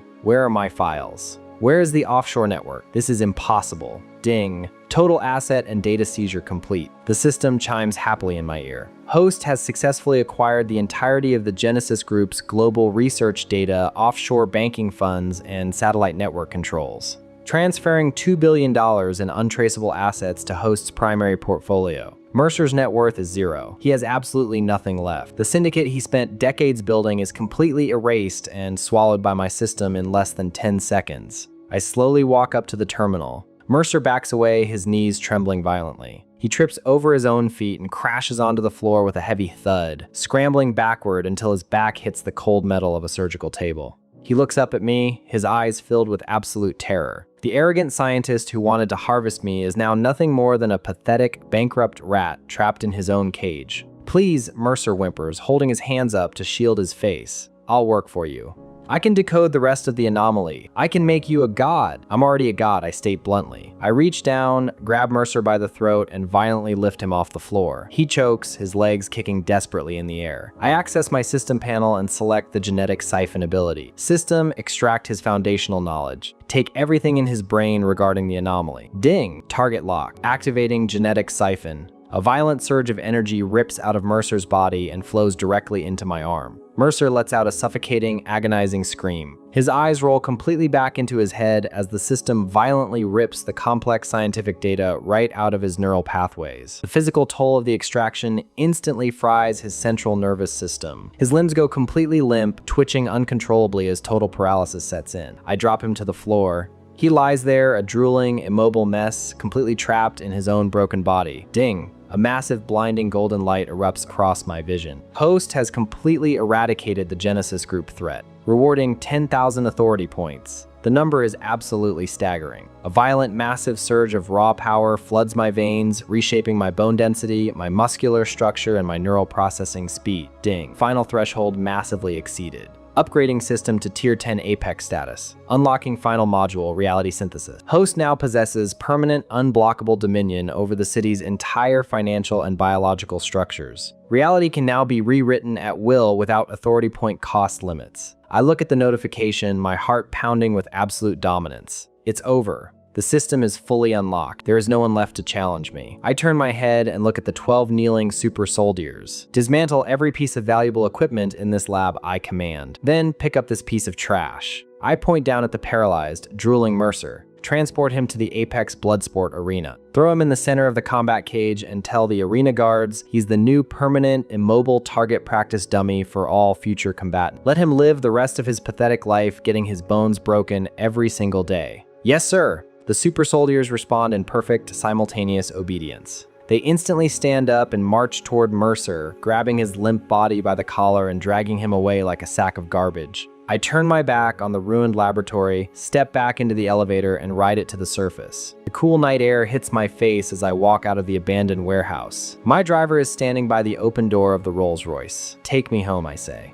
The drive back to the Vance estate is completely quiet. I sit in the back, effortlessly scrolling through the massive database of the Genesis Group, transferring their billion-dollar shell companies directly into the Vance Dynasty portfolio. When the car finally pulls through the massive iron gates of the estate, the sun is just beginning to rise, casting a bright golden light over the sprawling mansion. I step out of the car and walk up the wide marble steps. Richard and Eleanor Vance are already waiting for me at the massive front doors. They aren't treating me like just a son anymore. They look at me with absolute reverence, their eyes filled with unquestioning devotion. Richard steps forward, holding a thick stack of finalized legal documents bound in expensive leather. "Arthur," Richard says, his voice completely steady and filled with unconditional surrender. The board of directors completely folded after the Apex Council collapsed. The lawyers worked all night. It's done. He hands me the heavy leather binder. Full, uncontested ownership of the Vance Dynasty, every subsidiary, and every single trust fund. It is entirely in your name. We step down today. You are the absolute head of the family. Eleanor steps forward and gently straightens the lapel of my suit, offering a warm, adoring smile. "We're so proud of you, Arthur." I take the documents, the weight of the massive corporate empire resting easily in my hand. I don't say a word. I just nod, walking past them and heading straight upstairs to the master suite balcony. I step out into the cool morning breeze and look down at the sprawling city stretching out to the horizon. Every single skyscraper, every bank, every elite family, and every hidden syndicate now directly answers to me. Marcus is rotting in a dark cage with broken bones.